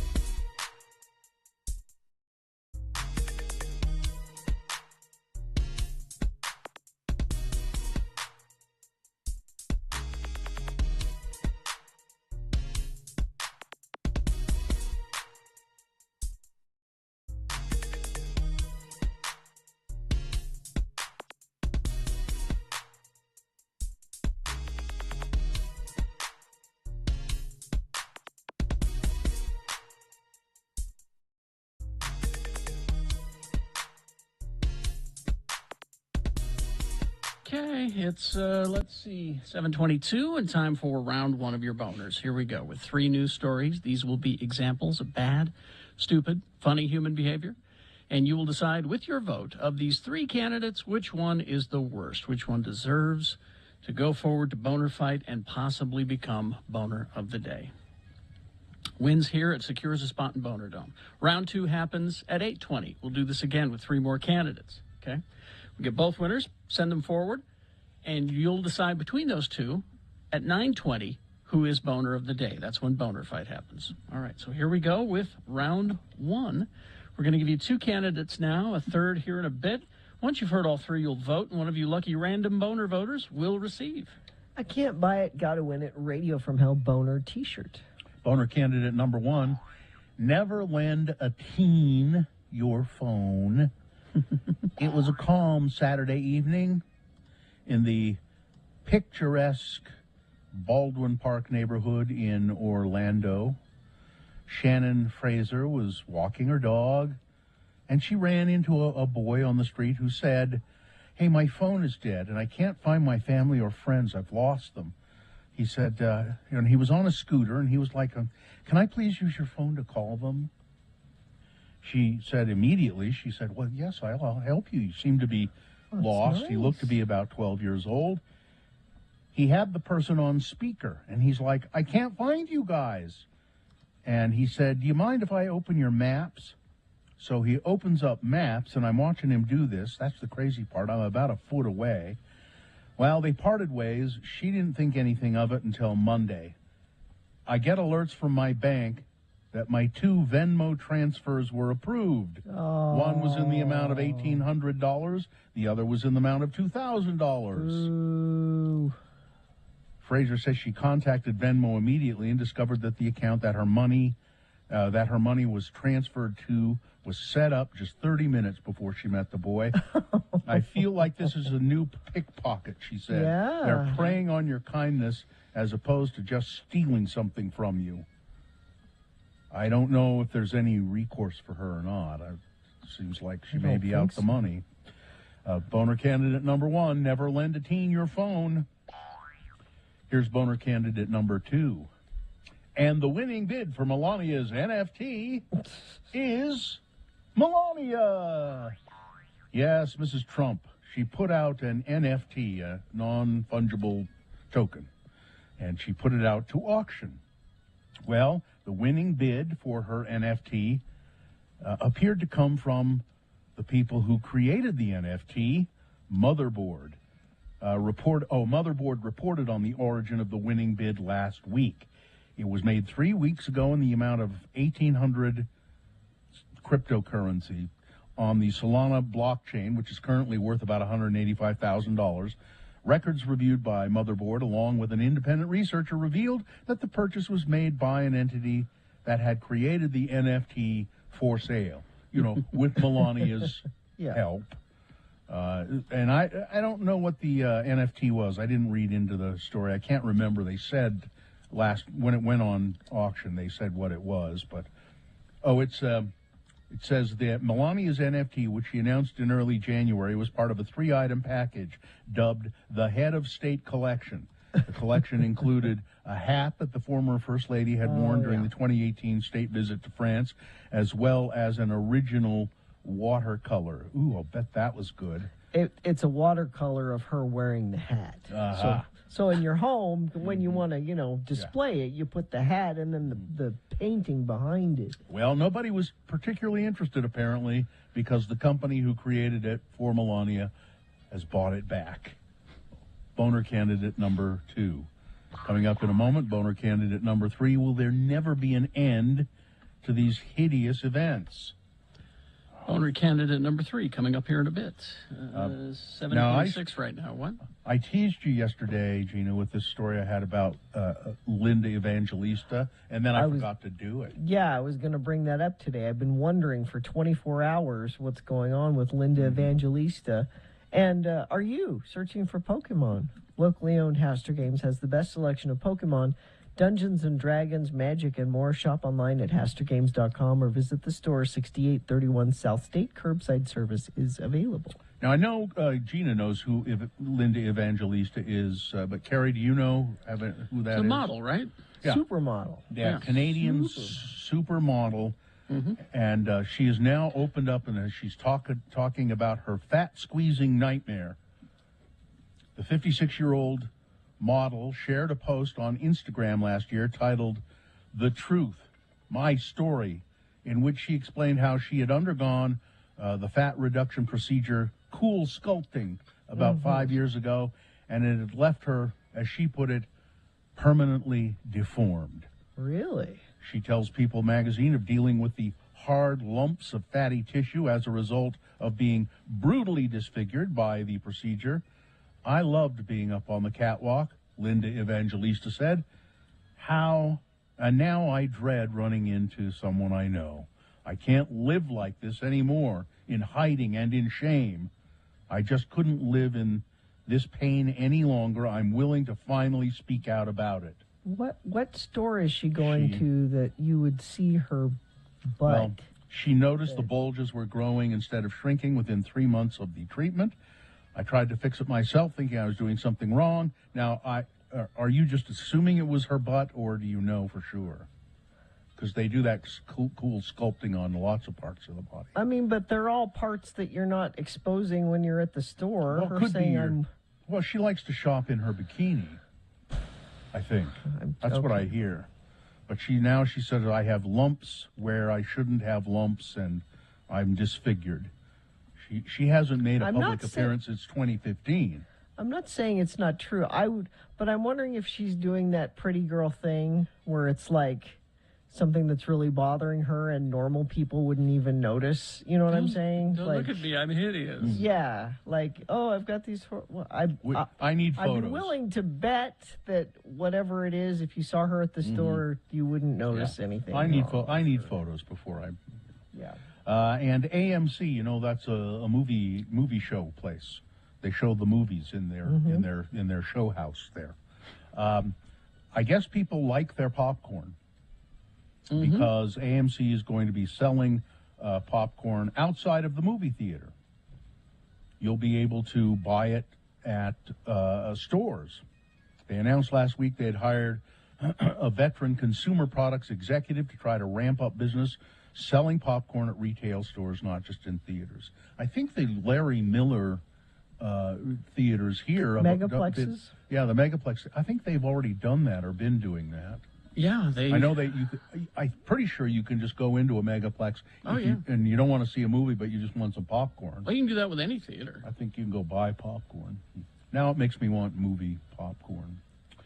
A University of Utah doctor and professor has explained that a fourth COVID-19 vaccine dose currently recommended for immunocompromised patients is really their first booster dose after 3 doses are recommended in an initial sequence for people with certain conditions.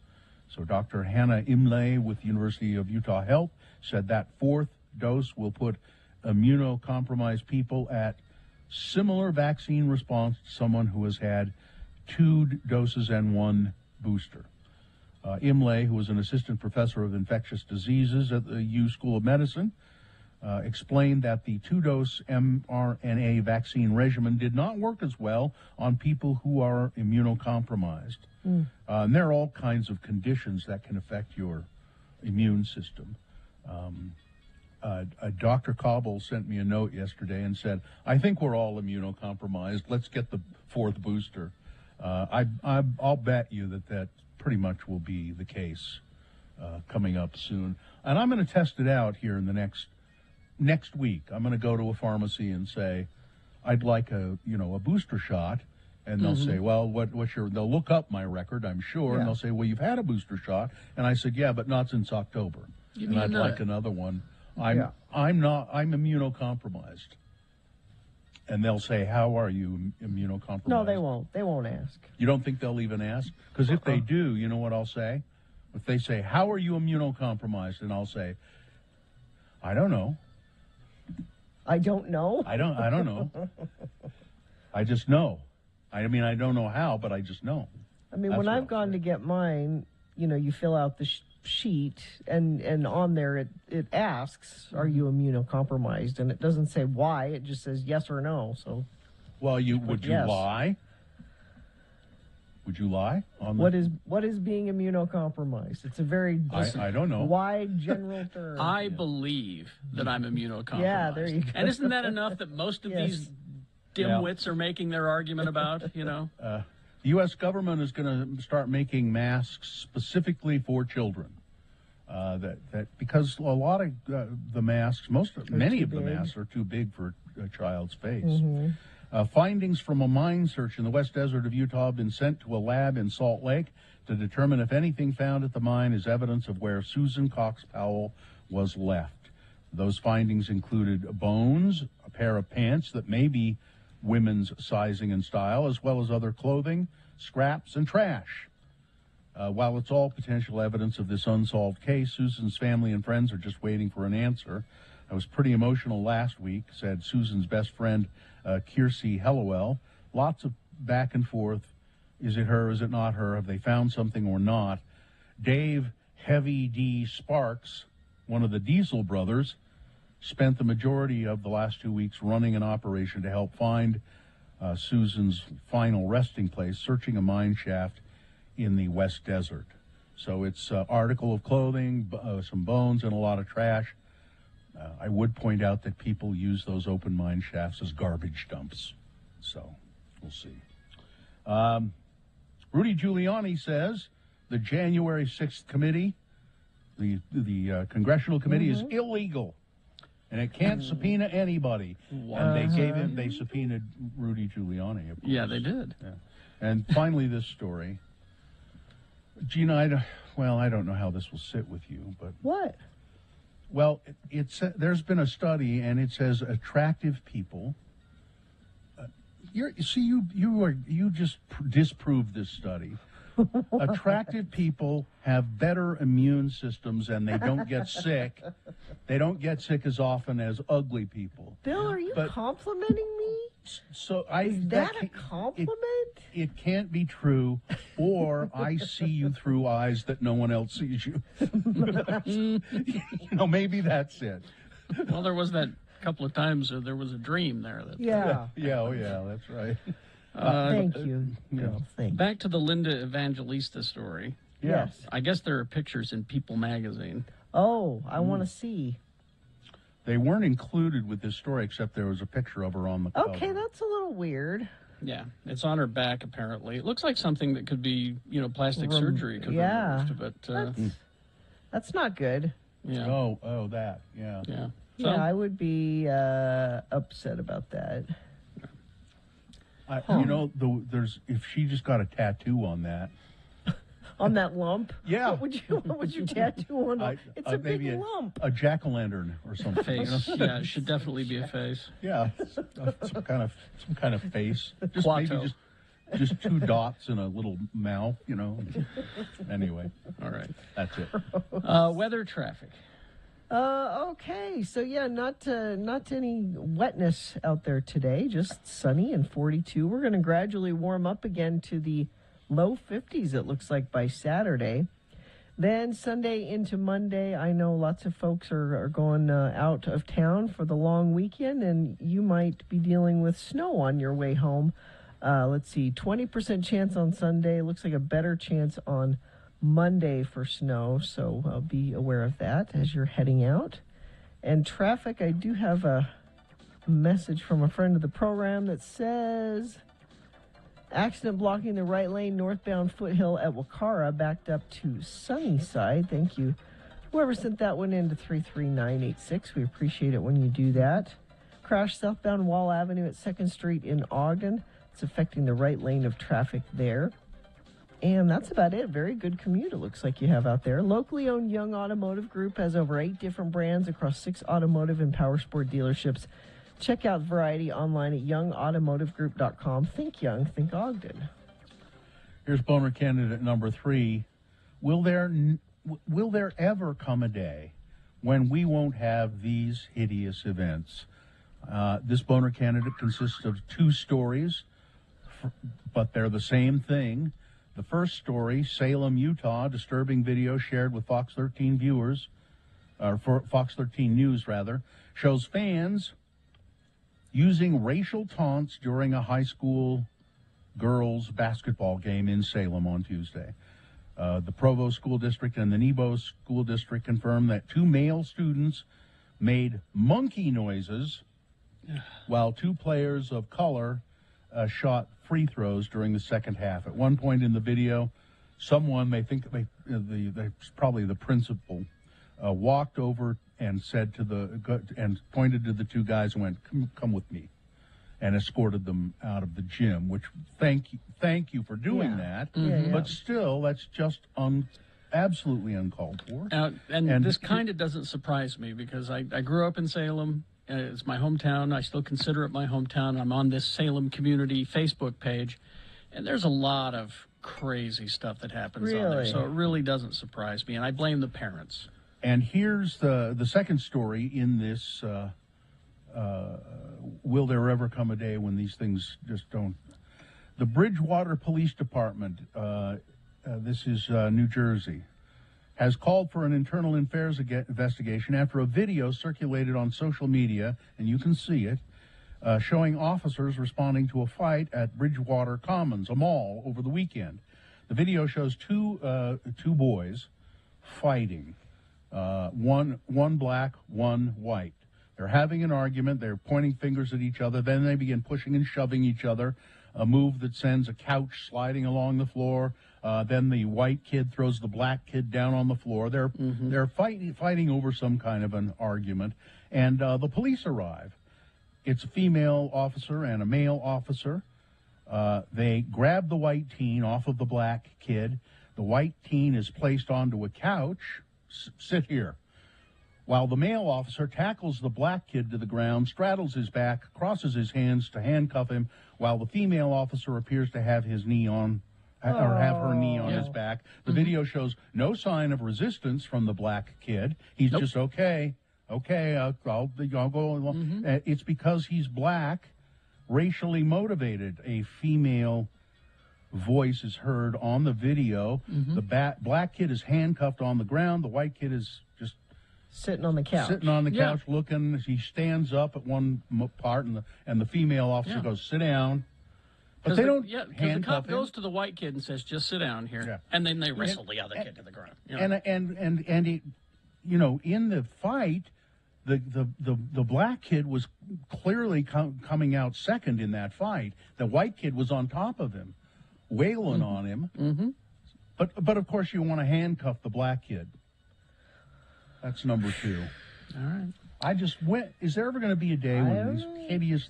And I think I maybe have to stop putting them in the boner candidates because they're just there. So I sent this to you yesterday, Bill, and I posted it on Twitter, and I said, yes, we're tired of having racist boner candidates too. We would love it if these stories were not so prevalent, but they are. I'll do them in the news, but I don't want to. I blame the parents. I really do. Yeah. All right, let's review the first 2 and vote. We got boner candidate number 1, never lend a teen your phone, especially if you're this woman was just trying to help this kid, and he ends up sort of sleight of hands taking money out, over $1,800 out of her Venmo account when he borrowed her phone. Boner candidate number 2, and the winning bid for Melania's NFT is Melania, because nobody wanted any crap from Melania Trump. They couldn't auction it off, and so the auction house just took it back, bought it back, essentially. And boner candidate number 3, will there ever come a day when we won't have these hideous events? All right. You've got to decide.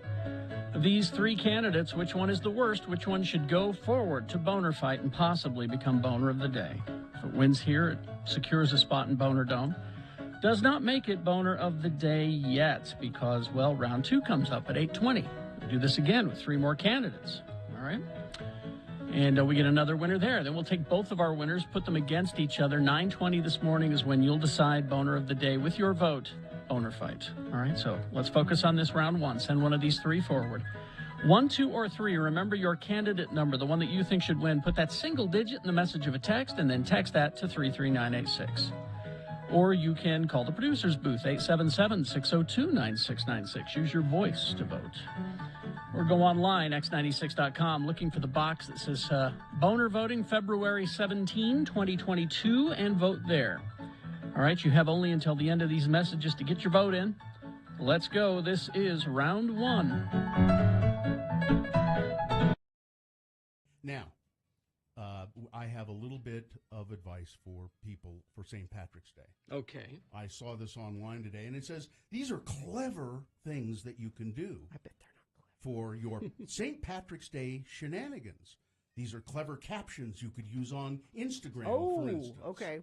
And I'm saying if you do these things, you're a fool. You should not.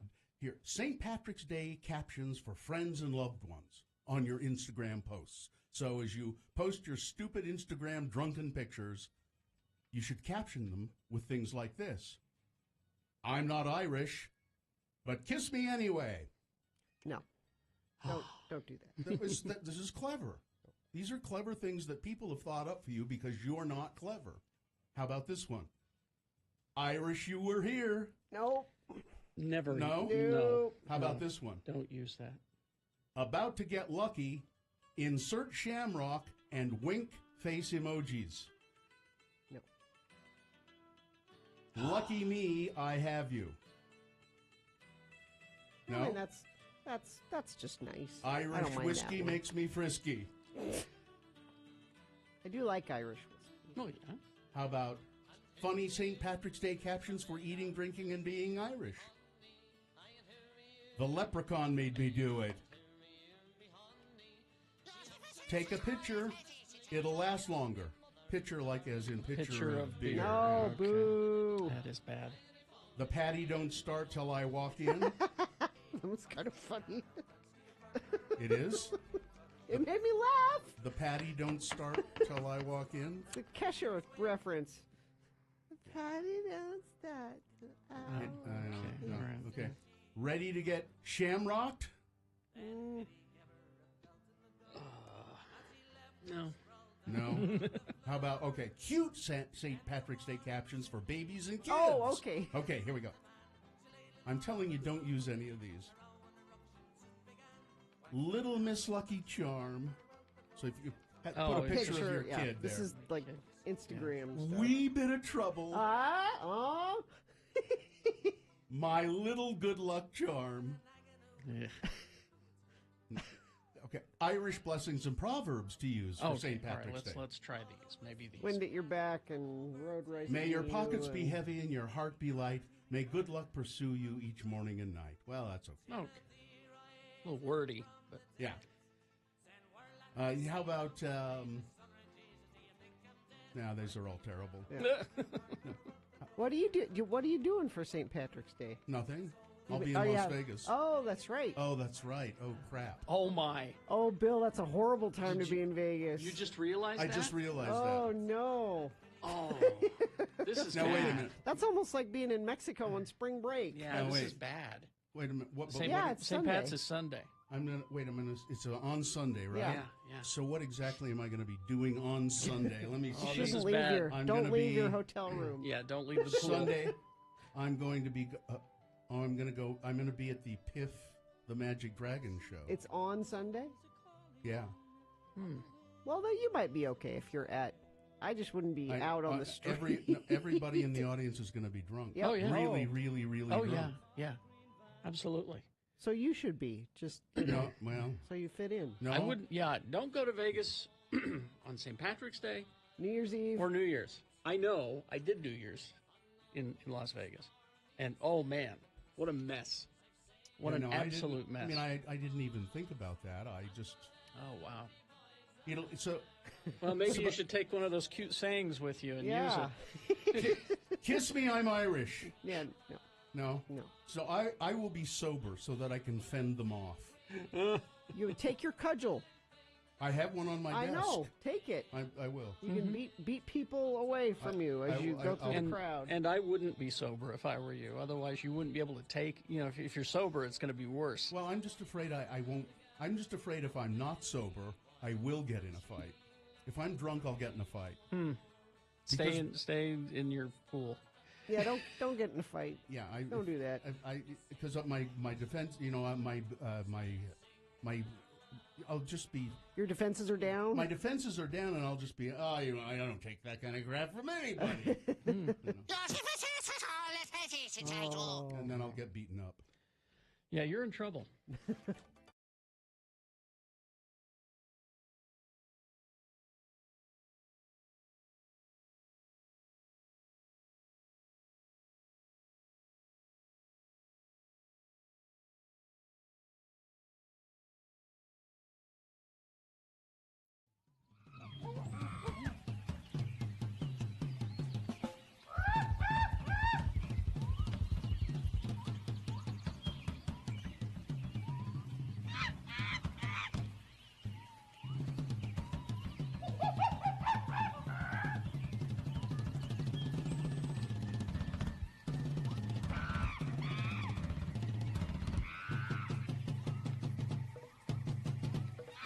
Right, 7:48, and it is time now to award round one of your boners.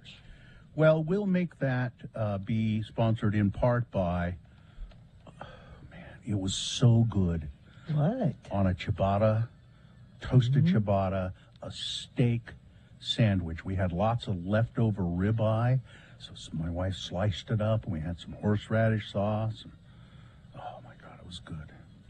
And don't miss Gracie's annual St. Patrick's Day tent party, Saturday, March 12th. Celebrate all things Irish, Guinness, green beer, corned beef, cabbage, prize giveaways, and live music. Must be 21 and older. Follow Gracie's on Facebook for updates. You know, really the only surprise here in this whole round of boner voting probably is that Mabel won the boner T-shirt, because it was never in doubt. 236 votes for boner candidate number 3. It's another reason we have to, stop putting this in. Well, I'm just going to start doing that, and we'll have fun doing them as news stories, I'm sure. Fun racist stories? That's really fun. I say that with irony and quotes around the word fun. There you go. That is your boner winner for round 1. Sorry, it's just sad about. It's disheartening. It's sad about the whole thing, but it's also sad about my hometown, and just And I'm with Carrie. I blame the parents. Totally. I learned it from watching you. The parents have made it okay. All right. Anyway, that's your winner of round 1. So let's go forward. So I was just home yesterday trying to get over whatever I have that's not COVID but something else. And I decided to watch that Netflix documentary, The Tinder Swindler.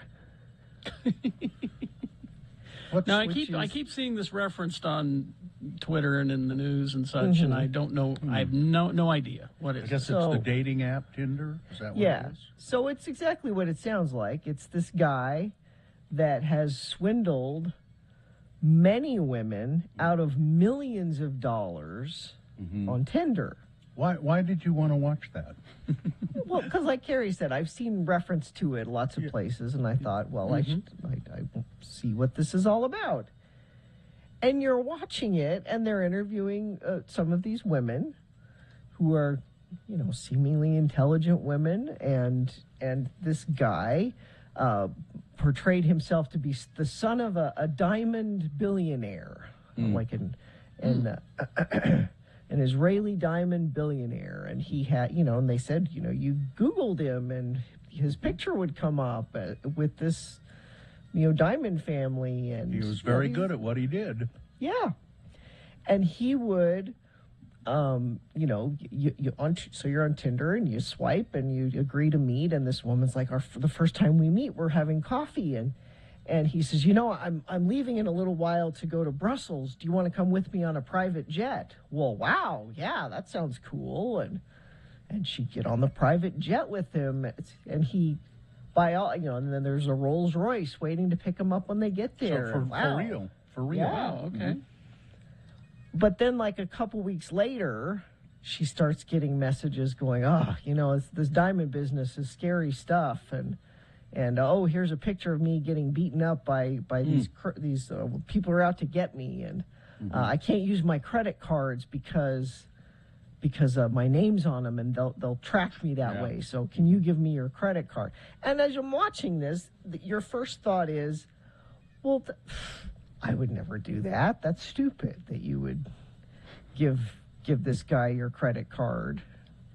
But I'm watching it, and there's multiple women that he does this to. And what he does is he's stealing money from one woman to pay for the private jet and the Rolls Royce for the next woman so he can make it look like he's, rich. And it's that. But as I'm watching it, I realize, okay, it wasn't to this extent, but I have done this. What? Yes, you have. So with my first husband, when we were dating, he had IRS bills that he couldn't pay. I'm like, well, I'll help you out with that. He had back child support that he hadn't paid. Oh, there's something you really want to help him with. Well, because that shows what a great guy he is. But I think a lot of women might watch this going, well, I would never get taken advantage of in that way, and it's an extreme example. Yeah. Well, this guy was really good, and I'm going to watch it and take down notes about how he did this. It sounds like it's a good money-making venture. Well, and I won't give it away if you're going to watch it, but I think a lot of times women. And these are women who are they're career women. They have Sure. they take care. They said, I pride myself on taking care of myself. So there's some, and that's how I have always felt about it. That, well, I have my own money, and why should it just be the man that helps the woman out if she is having some money issues? I can help you out a little. I have been with- talked out of stuff and talked into doing stuff by women that I probably shouldn't. Who used me for various reasons, not to the extent of thousands of dollars or anything like that, but well, sure you can stay at my house for a little while. What do you mean somebody's after you? Yeah. Geez, well, yeah. And it's kind of funny because he would send this picture of like him being all bloodied up, and there was some time when he had been bloodied up by something, but he'd send the same bloodied picture to a bunch of different women. Oh, look at this horrible thing that happened to me. Wow. Oh my God, I need your help. Or it was good makeup, probably good makeup. Or something, yeah. I don't know. I guess I've always been more suspicious of people. Because anytime I sensed any weirdness or drama, I ejected. Well, if I would have never done got that, talked into- I never would have gotten married if I'd done that. I would, lay down the law and just say, look, this drama has got to stop. If you can't, if we can stop this, then we can go forward. If not, I'm out. Yeah. Well, don't you think you missed a lot of kind of really cool adventures that you could talk about later on? See, you keep calling things adventures. I don't think that word is what you think it means. Well, listen, it's life Trouble. experience. It's trouble. It's trouble. Trouble. Yeah. And it stains and scars and bleeds, and you don't need it, Yeah, but then in the future, when the scars have healed. Listen, I'm happy that I didn't have any adventures then, if that's the case. If that's what you're defining them as, I'm thrilled I had no adventures. I didn't need any of that. I've had plenty. I've had many adventures. Oh, good Bill for swipes you. right all the time. Well, and I it's, and it's caused you some problems here. it has. Oh, it has. Yes, Yeah. I will not. I won't deny that, but And one of these women that they interviewed after all of this, they said, "Well, are you still on Tinder?" She's like, "Oh yeah." She's like defending Tinder. She's like, "It's not Tinder's fault that this happened." Well, she's right. It isn't. It isn't Tinder's fault. I'm sure there are many people. I don't know if it's Tinder, but I'm amazed at the number of people today who say, "Oh yeah, we met on one of those apps online, and now we're married." And, Yeah. Oh that yeah. I happens mean, there's a lot of people. Well, years ago it was a strange thing, and now it's just. Well, that's how you meet people. It's how you do it. It's just but it's just the same as anything else. Before there was Tinder, there were still unscrupulous people who swindled women or men, women swindling men. I don't want to make it sound it's it's been as long as there have been people in relationships. Yeah, of course. All right. Traffic, Gina, please. Yeah, I'm not seeing anything. I don't know if anybody at UDOT showed up to work today because they're not letting me know of any traffic. Maybe there isn't anything, although we have gotten a few things from friends of the program earlier. It's been about an hour since I've heard from you, so I don't want to pass along those incidents. But if you see any new ones, you can text it to us, 33986. All right. Well, we're going to take a break here. We've got... Sean Meads is here to review movies after this, and I think he's going to review that new Tom Holland movie, that video game movie. Oh, yeah. Why can't I think of the name right now? Uncharted. Uncharted, thank you, Uncharted. I think he's going to review that one coming up. Stand by for all of that. Wendy's for breakfast. Now, I had this sandwich yesterday, so I now know of what I speak. It is, just go to the drive-up, and the first thing you'll see are these big old signs for the hot honey chicken sandwich. So just tell them you want one of these hot honey chickens. Now, if you're doing it for breakfast, you get this, but it's served on one of their signature warm buttermilk biscuits. So it's a breakfast food. But this thing is delicious.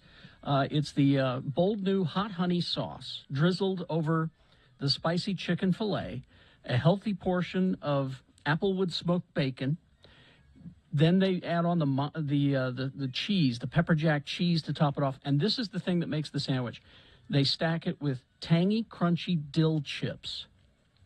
And that combination is just wonderful inside your mouth. You get the tangy, you get the crispy with the chips, you get the spicy, you get the sweet with the hot honey. And you can get it for lunch as a sandwich, but during breakfast hours at participating U.S. Wendy's, and only during breakfast hours, you can get it as a breakfast sandwich on one of those buttermilk biscuits. So go give it a try. Wendy's drive-thru. It is the 23rd century. Humans have left the lowly confines of planet Earth and have sought their destiny among the stars. While many things have changed, one constant remains: the need for young men to venture forth and do the work of the Lord. This is the tale of two such men who at the age of 19 have answered the call of their general authorities and are embarking on a 2-year mission to spread the gospel throughout the galaxy. This is the story of Space Elders!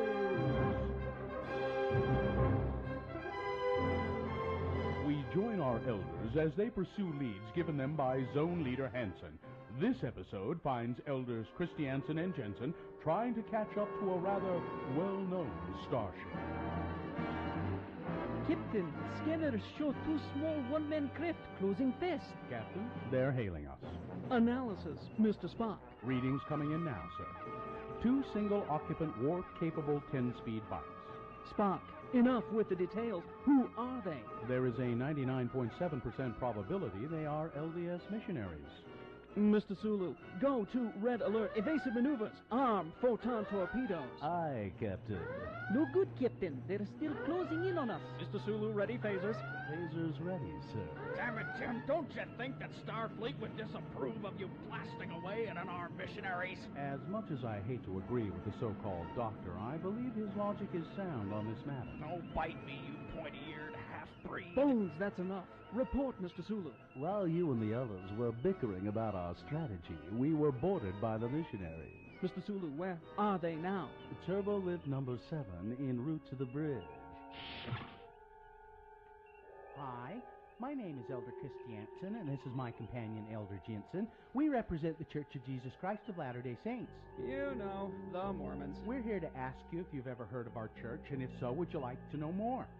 Spock, what does the computer have on these Mormons? Fascinating, Captain. Church founded in the 19th century, has grown steadily since, preach a belief system involving an eternal afterlife, and encourage their members to abstain from drugs, including caffeine, gambling, and sex outside of marriage. Elder Christiansen, is this accurate? Yep, the pointy-eared half-breed is fairly accurate. No sex outside of marriage. My God, how barbaric. We wouldn't be able to fill an entire hour of TV time if I didn't stop to have sex with green, large-breasted women with blue hair every week. It would cause some difficulties for the riders, Captain. Spock, see if you can sneak around behind them and use the Vulcan nerve pinch on them. Excuse me, elders, but you seem to have some lint on the shoulders of your dark suits. Let me be of assistance. Quick, put them on their bikes and beam them into deep space. Could this be the end of our elders? Would Starfleet really frown upon firing photon torpedoes at missionaries? Why was Dr. McCoy always hanging out on the bridge when he should have been in sickbay? Find out the answers to these and other questions on the next nerve-pinching episode of Space Elders!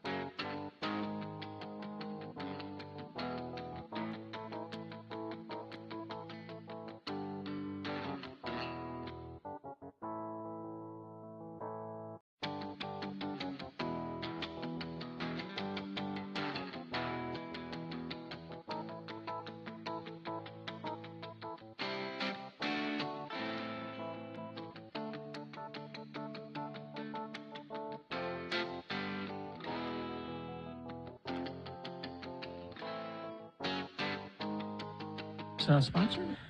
Yes, New Year resolution. Read more comics this month. The epic comic series from Fiona Staples and Brian K. Vaughan Saga, only at the Nerd Store in Valley Fair Mall and Dr. Volta Mill Creek. Well, here he is, Sean Patrick Means. Sean is the culture editor for the Salt Lake Tribune, which means he has to, when he drinks a cup of tea, he has to hold his little finger out.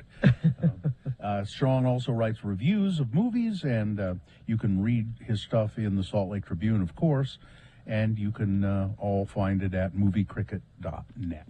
What movies have we got today, Sean? I'm not hearing Sean. It happens. There we go. Start again, will you? Another week, another movie I can't talk about yet. I saw this movie Tuesday night, and then Wednesday morning I get the word the embargo is not till Thursday afternoon. This is Dog, which stars Channing Tatum as a former Army Ranger, gets an assignment to take a military dog to the funeral of one of Tatum's Army buddies, who was the dog's handler. I saw a preview for this, and I thought it looked charming and pretty funny. Right. Yeah, that's charming. Yeah, I'll say that, but I'll say this: the marketing. I'm mad at the marketing for this movie. Oh, really? And for reasons that we'll see when you see the review at 4:00 today on moviecricket.net. I'm mad at the marketing. I like that.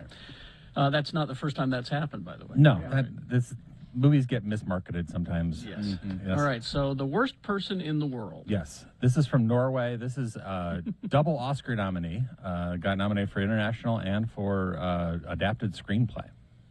And this is really good, and deservedly. This is one of the better movies out there right now. It follows Julie, who's 20. When the movie starts, she's 27. She's feeling that pressure to figure out what she is going to do with her life after college. She works in a bookstore, which is how she gets to meet a comic book artist with whom she has a romance for a while. And in the middle of that romance, though, she gets interested in another guy and is sort of torn between the two, but also trying to figure out if either of them is what she really wants out of life. So I hope she finds out. The star of this movie is a woman named Renata Rensve. She's amazing. She won the Best Actress at the Cannes Film Festival last May. And I really held out hope she was going to get an Oscar nomination, but was not to happen. So she perfectly captures the conflicted feelings of someone who's on that, right about to turn 30 and thinking that she's supposed to have her life figured out, but realizing the trick is nobody has their life figured out, even after 30. It's a really smart, really funny movie. Joachim Trier, the director and writer, it just really perfectly captures this time of life, turning 30 and trying and wanting to know how your life's going to work out. Worst Person in the World. It's opening at the Broadway, and I give it 3.5 stars. Okay. 3.5. All right. Worst Person in the World. All right, let's get to Uncharted. It's always you're always confused or concerned when it's a video game based movie. Right. Well, here's the thing. This movie's made by Columbia Pictures, which is owned by Sony. It's based on a PlayStation game, which is owned by Sony, and it stars Tom Holland, who, of course, because of Spider-Man movies, is also owned by Sony. Owned by Sony, yeah.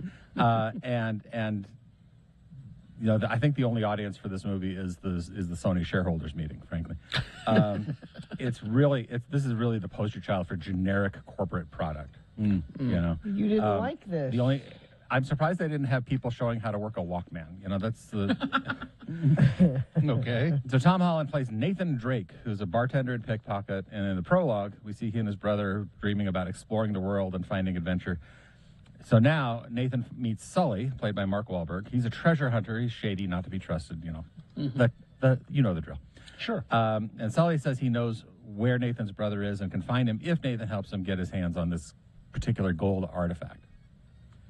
So we go to an auction house, and the artifact is up for sale, and they're going to steal it out from under the guy who's trying to buy it, who's a billionaire played by Antonio Banderas, and they're all trying to get it because they think it's going to lead them to the secret gold stash of Ferdinand Magellan from 500 years ago. Yeah. And so this movie we go from New York to Barcelona to the Philippines, so on and so on. None of it is very interesting, and it just reminds you of too much of trying to do an Indiana Jones movie to actually like enjoy yourself on your own. Well, does Nicolas Cage show up in it anywhere? I wish. That would have made it fun. Okay, the thing is, watching this movie, I had a realization, and you talked about video game adaptations, right? Why do video game adaptations never work? I figured out the answer. Okay. Okay, Carrie, what's your favorite video game? It's a Batman game, so it doesn't count. Okay, all right. But who's the main character in that game? Is Batman? No, he's not. No, it's you. You are. Oh, it's me. Player one. Oh, player one. You are the whether it's any game, Mario, Link, Nathan Drake. You're you're right. You're the most important. You're the most interesting, important person in that game. There's no way, even no matter how boyishly handsome Tom Holland is, you cannot replace him with you and make it more interesting. Would now see you've never played the game, right? I've never played this game. Okay. No, but I've played a lot. I've played games. Because that's one of the other things that I'm wondering is if they're just because Uncharted was a huge successful game, right? So I'm wondering if they're just selling that nostalgia to folks, hoping to make a buck. I think they are. Here's one sign about this movie that I found struck me interesting is there's a point in the movie where Tom Holland's character runs into some random guy who just says a line, and that's the only time you see him. I did not need to play the game or know anything about the game to know that that's the guy who did the voice of the character in the game. Oh, they threw him a bone. That was like the cameo for the fan service cameo. Little fan service. It's like I didn't need to have ever seen or heard of this game to know that that's what that scene was. So when you're making a movie like this, you should make it for the randos who don't know the game to some degree. And this is always the fight, and this is why Ghostbusters fans call me up at my house and yell at me. Is that when you make a movie that's in a franchise, how much are you doing it for the people that already love it, and how much are you doing it to open up the audience wider? It's pretty tough to do. And that tension is always there. And because if you step one line, if you step 1 inch out of bounds of what the fans think, they're going to attack you. It's a tightrope. So because I saw the trailers and I thought what you thought. I said they're trying to do a modern day Indiana Jones type thing, but it doesn't work on that end either. Right. I mean, this is just by the numbers action and explosions and finding underground secrets. Wahlberg is definitely going through the motions here. This movie has been in the works for so long because the game came out in like 2007. This movie has been in the works so long that originally Wahlberg was going to play the Tom Holland character. Yeah, that's how long this has been going on. Yeah, it has been in development. Yeah, and Holland's fine. He's okay. He's an escape by on that. Peter Parker charm as always. So, so you're giving it? I'm giving it 2 stars. 2 stars. Yeah, so it's very meh. I'll wait. Is it just at theaters? It's in theaters only. Yes. Okay. And if you are going to, if you have to go see this movie, go see it in IMAX at least, because at least then the boringness will be big and loud. Now, some video game projects do tend to work. I mean, The Witcher on Netflix. I haven't watched it myself, but I know that it's very popular and people are loving it.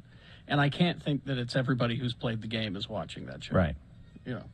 Gina would watch it for Henry Cavill's Henry great chest, Cavill, so they can work.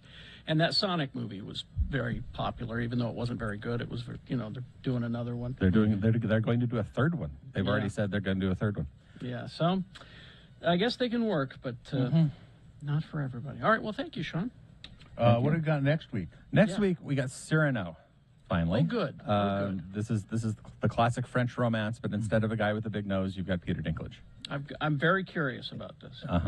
And then also Studio 666, which is a horror comedy with Dave Grohl and the Foo Fighters. And Lionel Richie.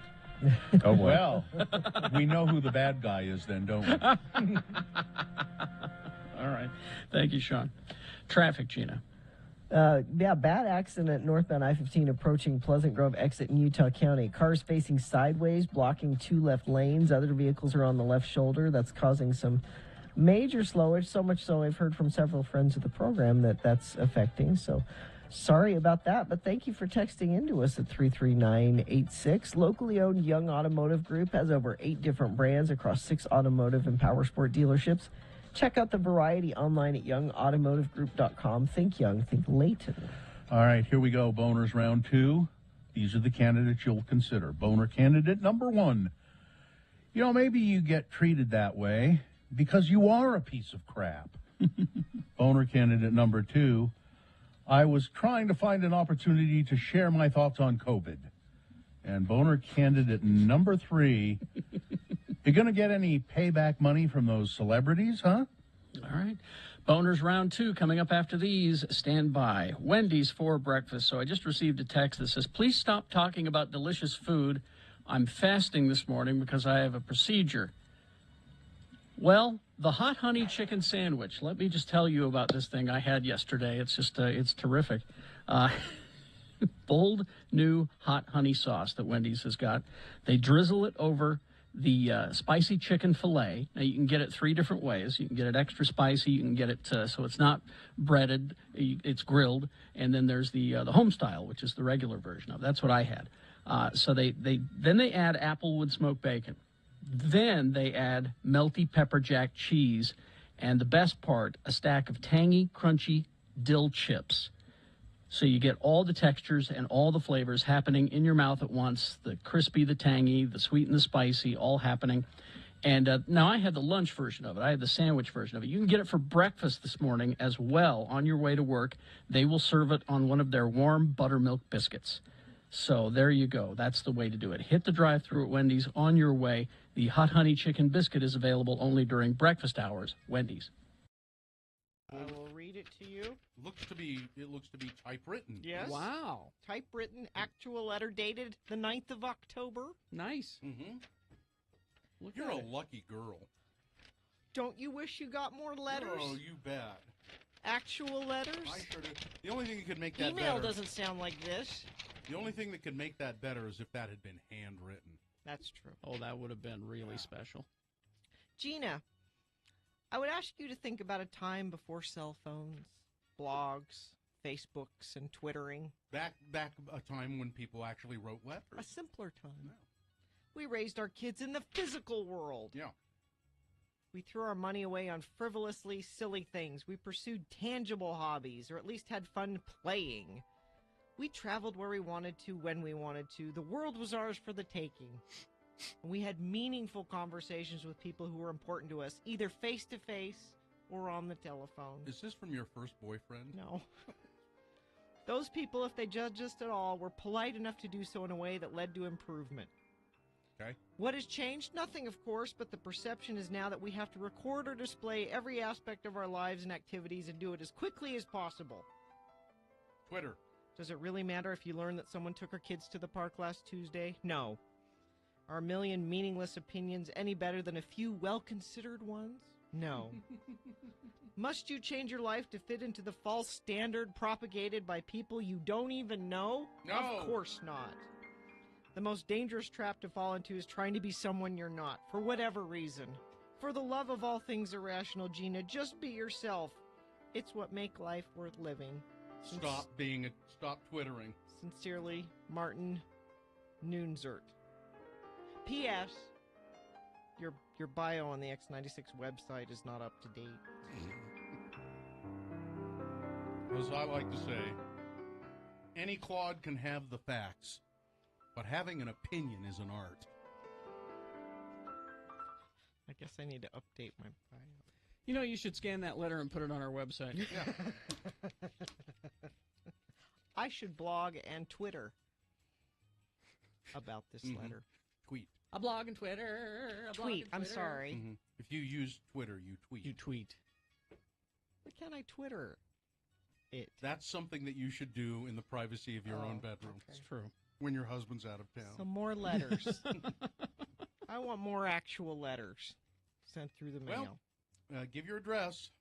515 South 7th East, Suite 1C, Salt Lake City, Utah, 84102. If they're handwritten, it's even better. Or even better, if they're words cut out of magazines and pasted onto it. That's great. Let me just say this to people writing letters to Gina. You may write them. You won't get them. She will. No. You're not going to take the time to return them. No. Yeah, email's a lot easier to answer. And yeah. But go ahead, send her letters. Try not to use words like nonplussed. I know nonplussed. Now you.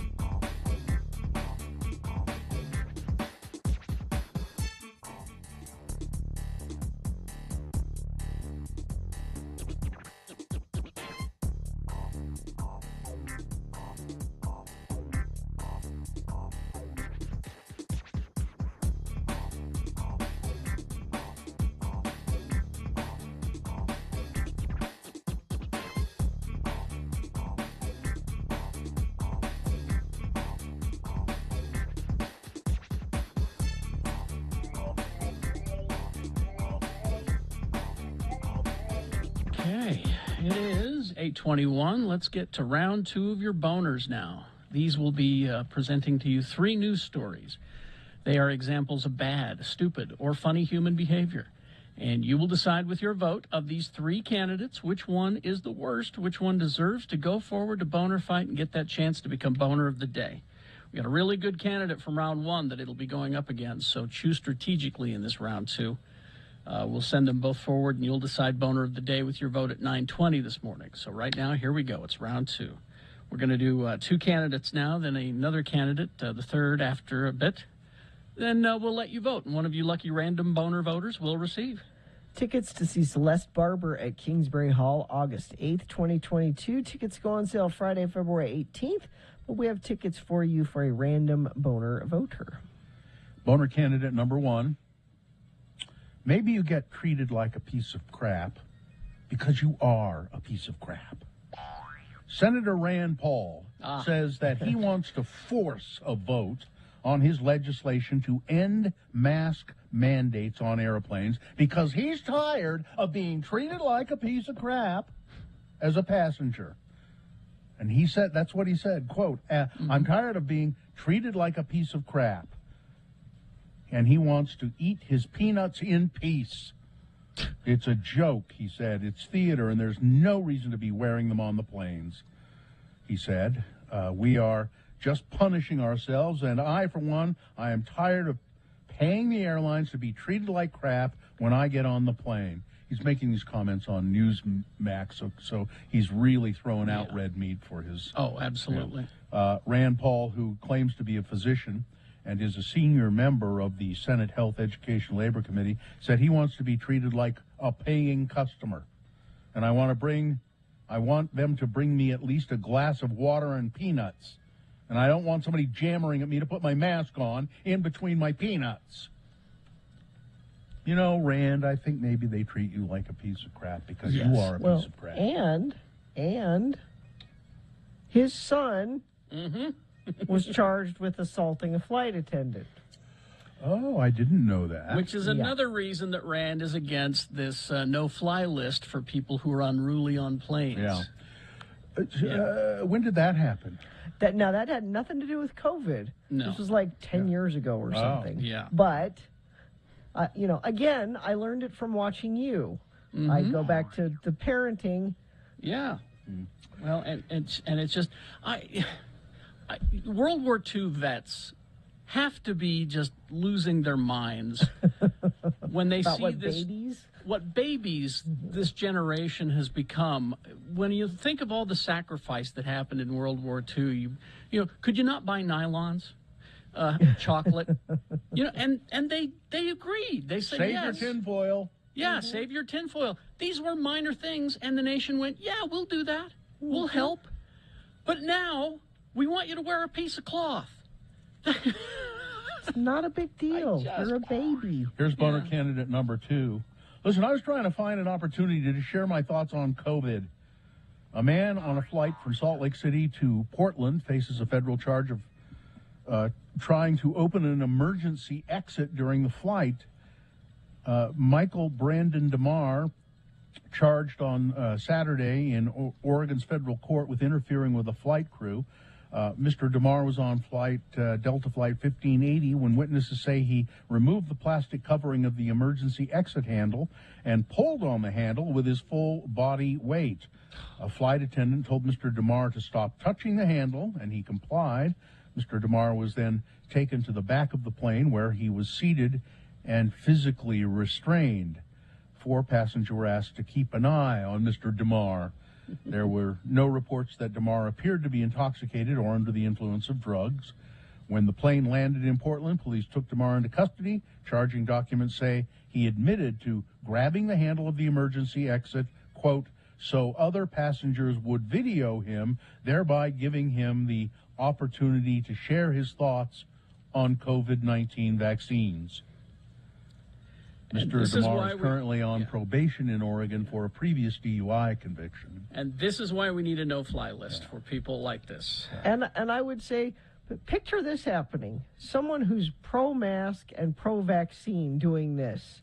I'm going to go over and try to open the door so I can tell you that you should get vaccinated and you should wear a mask. Why does that never happen? Why is that not? Coming up in a moment, boner candidate number 3.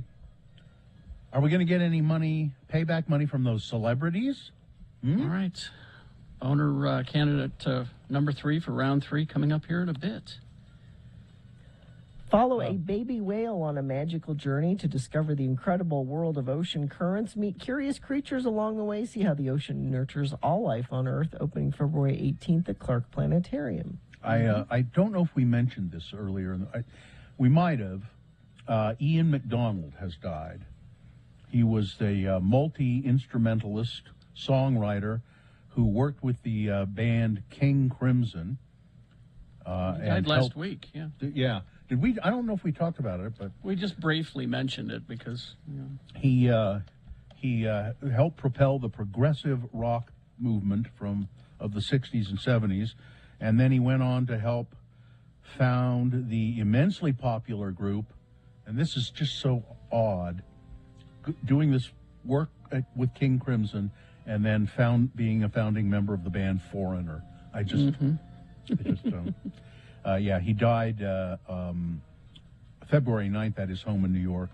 He was 75. I wonder how this is going to go. HBO has announced a 2-part documentary on Larry David. And apparently they've been working on it because it's going to go on March 1st. It will be long. 2 parts. Because of the guy in charge of it. Larry Charles. Larry Charles, and it was produced by, why can't I think of his name right now, but he's famous for making things way too long. I know who you mean. He did the Gary. Oh, Judd Apatow. Judd Apatow, thank you. Did the Gary Shandling. Yeah. Judd Apatow's involved, so it'll be way too long. Yeah, that Gary Shandling documentary was good, except then when it wasn't because it was too long. Because it was way too long. The documentary will find Larry Charles and Larry David in conversation as David gets candid about his. Anything I was associated with that could be successful was a shock.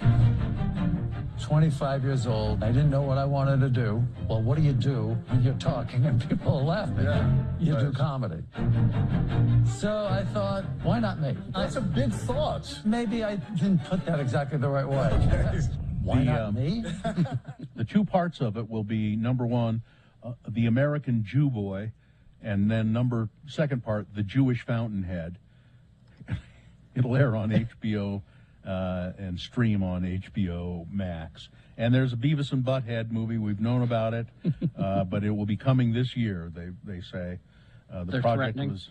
Synopsis. You with Beavis and Butthead. A synopsis for Beavis and Butthead Do the Universe said, in perhaps the dumbest space movie ever made, Beavis and Butthead are sentenced to space camp by a creative judge in 1998. Their obsession with a docking simulator leads to a trip on the space shuttle, which predictably has disastrous results. After going through a black hole, they reemerge in our time, where they look for love, misuse iPhones, and are hunted by the deep state. And a spoiler on this, they don't score ever. Well, of course not. You know, I didn't really like Beavis and Butthead, and then I gained an appreciation for them. I think after they went off. They're a small dose thing for me. I don't know if I need a whole movie of and see, that's why, because I was flown out to see the Star Trek First Contact movie and Beavis and Butthead Do America. And I enjoyed Beavis and Butthead when I was a kid because they would sit and make fun of music videos. It was like Mystery Science Theater. And so you'd get them there. And after the movie, I was like, that is too much Beavis and Butthead. And I realized that's what I like, is them making fun of music videos. The problem is the music rights. That's why they're not doing this again. They're doing movies. Well, it's too bad, but apparently Judd Apatow is doing this one too, Karen. So. Too long. He's not. No, he's not really. But. Mike Judge is. COVID patients may have mental illnesses, social isolation, economic stress, loss of loved ones, and other struggles. have contributed to rising mental health issues like anxiety and depression, but having COVID itself can increase the risk. Not only, I mean, you have all these respiratory problems and all that, you might develop mental health problems as well. A large new study suggests isolation. that it can. It's the people have a hard time with that. Yeah, and it's they studied 154,000 COVID patients and compared their experience in the year after they recovered from their initial infection. The study included only patients who had had no mental health diagnoses or treatment for at least 2 years before becoming infected. And people who had COVID were 39% more likely to be diagnosed with depression. The proposal to, backers of a ballot initiative to scrap Utah's universal mail-in voting have failed miserably. Good. Nobody wants it. They were defeated after falling far. They fell far short of their gathering number of signatures that they needed to qualify for the ballot. I think Phil Lyman still has a bill out there that he wants to get rid of it by law, but I don't believe that will happen either. The legislature doesn't seem to have any big need to want to do this, and so I think it's just going to go away. A journalist has revealed a really bizarre comment from a Republican lawmaker and member of the Freedom Caucus who had advanced knowledge of Donald Trump's January 6th plans. This person sent an alarming message to the White House days before the attack on the Capitol. Really? Quote, this is the quote, this is the message that was sent. If POTUS, President of the United States, allows this to occur, we're driving a stake in the heart of the federal republic, the unnamed lawmaker wrote to Mark Meadows, Chief of Staff. On Wednesday, Post reporter Carol Leonin said that the particularly foreboding message raises serious questions. What exactly did the Freedom Caucus member mean by this? It was possible that the lawmaker meant the pressure on Vice President Pence to block the certification, but it could mean the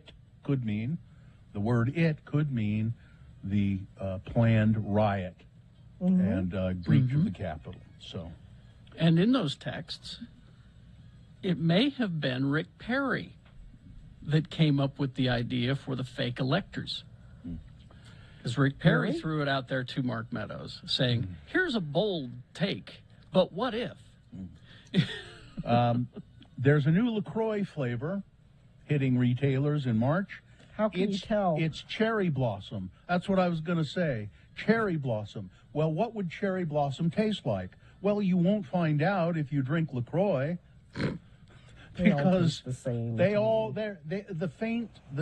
the tastes of LaCroix, you blindfold me, I couldn't tell you one from the other. In my opinion, they are mostly tasteless, even though they say they're mango and whatever.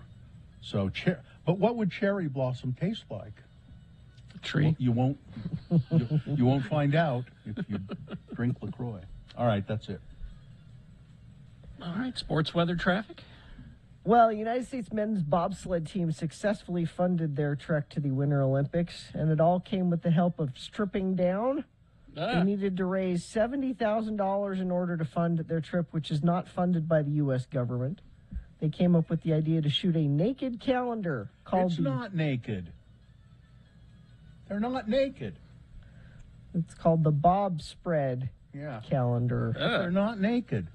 They're not naked? I mean, I didn't look. I'll take your word for it, but are they... they're wearing Speedos and you know... Oh, they're shirtless? It's just shirtless? Yeah, they're not naked. Oh. Maybe, did you see all of the months? I saw several of them. They're not naked. Are they strategic naked, like their leg is bent a certain way, but they're really... Maybe there's some that aren't, clothed at all. Who knows? Here, I've got a picture of it here. Here, let's see. There you go. There it is, right there. Yeah. There's January. Not naked. Here's February. Not naked. There's March. Yeah, That's pretty. That's pretty sexy. Yeah. There was a funny tweet from Tom Brady. Is he still retired? I think he is. He's still retired because there was video of Matt Stafford celebrating with the trophy, the Super Bowl trophy. Mm-hmm. And I didn't think Tom Brady had a sense of humor, but he does because he tweeted out, "Mix in a water, Matt. Trust me." Because if you'll remember last year at the Super Bowl celebration, Tom Brady was swanked, and he tossed the Super Bowl trophy. He was on a boat, and he tossed it to somebody on another boat. So you have some water with your celebratory drinks. The Jazz weren't celebrating anything last night, even though Donovan Mitchell scored 37 points. Wasn't enough to beat the horrible L.A. Lakers. They should have won that, and they didn't. Next game is Friday against the Mavericks. That's your sports. Weather, sunny today, high of 42, and then we warm up back into the low 50s, it looks like, by Saturday. Sunday, slight chance of snow, 20% better chance of snow Sunday night into Monday. So if you're going out of town for the President's Day weekend and going to be driving for your getaway, you might want to be aware of that. As I am going to be driving home in snow, perhaps. Oh, traffic, we have a crash at the ramp from northbound Highland Drive to go westbound I-215 in Cottonwood Heights. Left side of the ramp is blocked. Traffic is squeezing by on the right. Crash northbound I-15 approaching the Pleasant Grove exit in Utah County. A bunch of friends of the program sent in that one, and it was causing them some issues. If something's causing you issues, you can text it to us, 33986. Don't miss Utah Presents groundbreaking play Nassim this March 1st through the 5th at Kingsbury Hall. Each night a new actor joins playwright Nassim Soleimanpour on stage while unseen script waits sealed in a box. Tickets at x96.com. What night are you doing it? I am doing it March 4th. I think Ben Winslow is doing it one night. And I don't care. I don't care Well, about that. I only care about you. Okay, I love Gino. Can we keep him? So much better details when Gino gives us the... Here's boner candidate number 3. Are we going to get any payback money from those celebrities? Operators of an investment coaching scheme face permanent bans from the industry after allegedly defrauding millions of dollars from consumers. The operators of the massive real estate investment coaching scheme will pay approximately $12 million as part of a settlement in a lawsuit filed by the Federal Trade Commission and the Utah Division of Consumer Protection. The FTC and the UDCP allege that Zurich's LLC, its owners, Christopher Cannon, James Carlson, Jeffrey Spangler, and a number of associated companies operated a real estate investment coaching scheme that sold live seminars and telephone coaching using false earnings claims that convinced tens of thousands of consumers to pay them thousands or tens of thousands of dollars. The defendants were able to validate their appearance by partnering with home improvement TV celebrities, using hard sell marketing tactics, promoting the idea that consumers could make huge amounts of money in short periods of time by flipping or wholesaling real estate using Zurich's system. The celebrities involved include Tariq and Christina El Musa. How do you say their last name? Musasa, I think. Hillary Farr, Peter Solaris, and Dave Seymour, among others. Oh. Are they going to suffer any... These are all HGV. Are they going to suffer any repercussions for this? Are they going to have to pay some money to these people who were defrauded? They probably should. They should.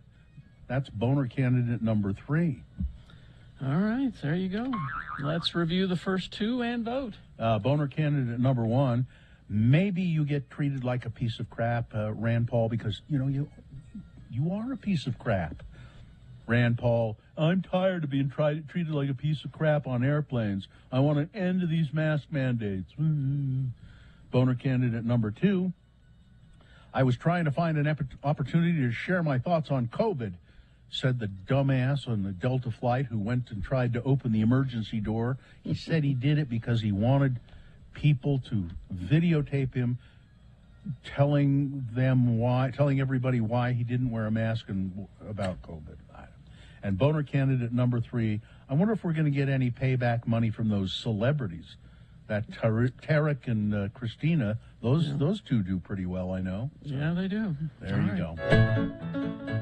You've got to decide of these 3 candidates which one is the worst, which one deserves to go forward to Boner Fight and get that chance to become Boner of the Day. If it wins here, it will go to Boner Dome and go up against the winner of Round 1's voting, and one of those 2 will be Boner of the Day. You will vote for that at 9:20. But right now, we need to send one of the 3 forward to Boner Dome. 1, 2, or 3. This is round 2.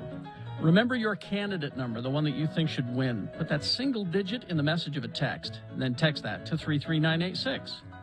Or you can call the producer's booth. They'll happily take your voice vote in Salt Lake there, 877-602-9696. Or go online, x96.com. Look for the box that says Boner Voting, February 17, 2022, and vote there. All right. You have until the end of these messages to do it, so let's go. This be round 2.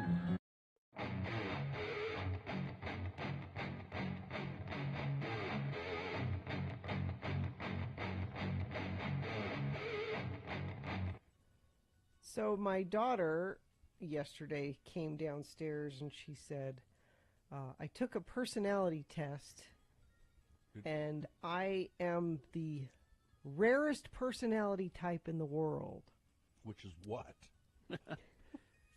Well, there's this test called the Myers-Briggs test. I'm taking this test right now. You send it to us. I'm doing it now. I'm trying to take it while you're talking, so go ahead. And I think one of her classes at school, this was an exercise they were doing like in health class or something, but she was quite proud of the fact that she was the rarest personality type in the world, which is there's a bunch of different kinds. There's the architect, the logician, the commander, the debater, the advocate, the mediator, the protagonist, the campaigner, the defender, the executive, the counsel. There's a bunch of them. Says 16. Isn't that what it means? 16 personalities? And she was an advocate, which is someone that's, they say like Nelson Mandela is an advocate, and Mother Teresa is an advocate, and that sort of. So she was very excited, and she said to my husband, she said, Dad, I want you to take this test because we are so similar. I bet you're the same. I thought she was going to say, I want to move to South Africa. I bet you're the. Now these tests, who knows how accurate they are. However, I look at how it describes her, and my husband was like, I don't think we're going to be the same. He took the test. He is the same as her. And I took the test, and I am not the same as them. They are advocates. Did it indicate that you had a personality? Yes. Oh, okay, good. I'm a mediator. I am. No kidding. No, but so if you say these tests are bunk, I don't think they're bunk. That doesn't surprise you when you hear that that's what mine is, right? No, I think that they're. That they can be one gauge, one way of looking at a person and trying to figure out what they're like. Yeah. It's not everything, but I found it very very interesting. But it says mediators you may know, people that share my personality type. William Shakespeare. Well, your personality type?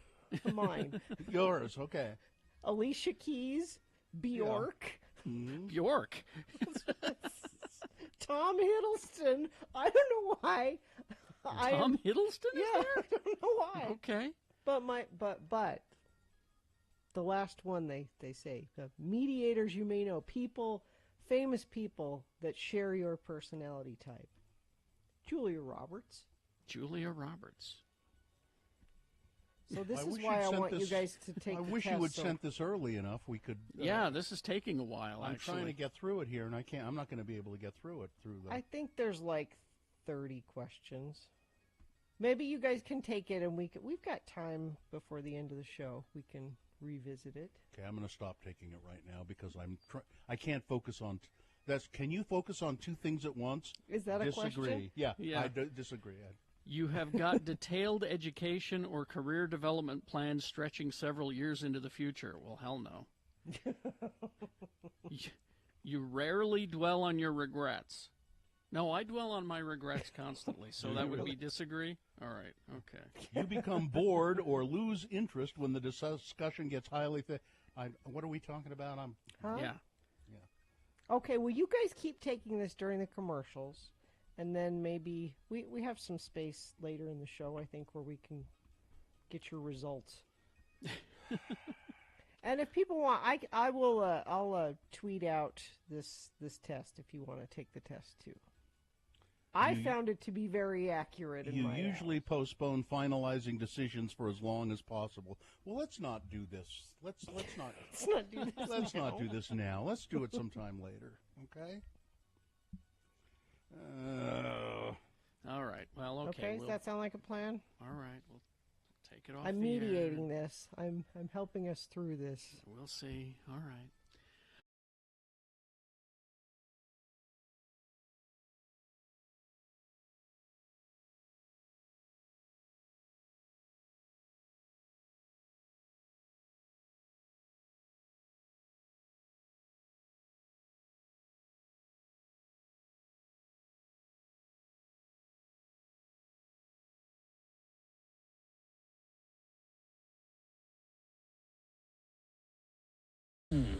All right, let's award round 2 of your boners. And round 2 of the boner voting is brought to you in part by a salad with some blue cheese sprinkled on it. I liked the blue cheese, but it was an odd kind, and my wife did not care for it. It was smoked blue cheese.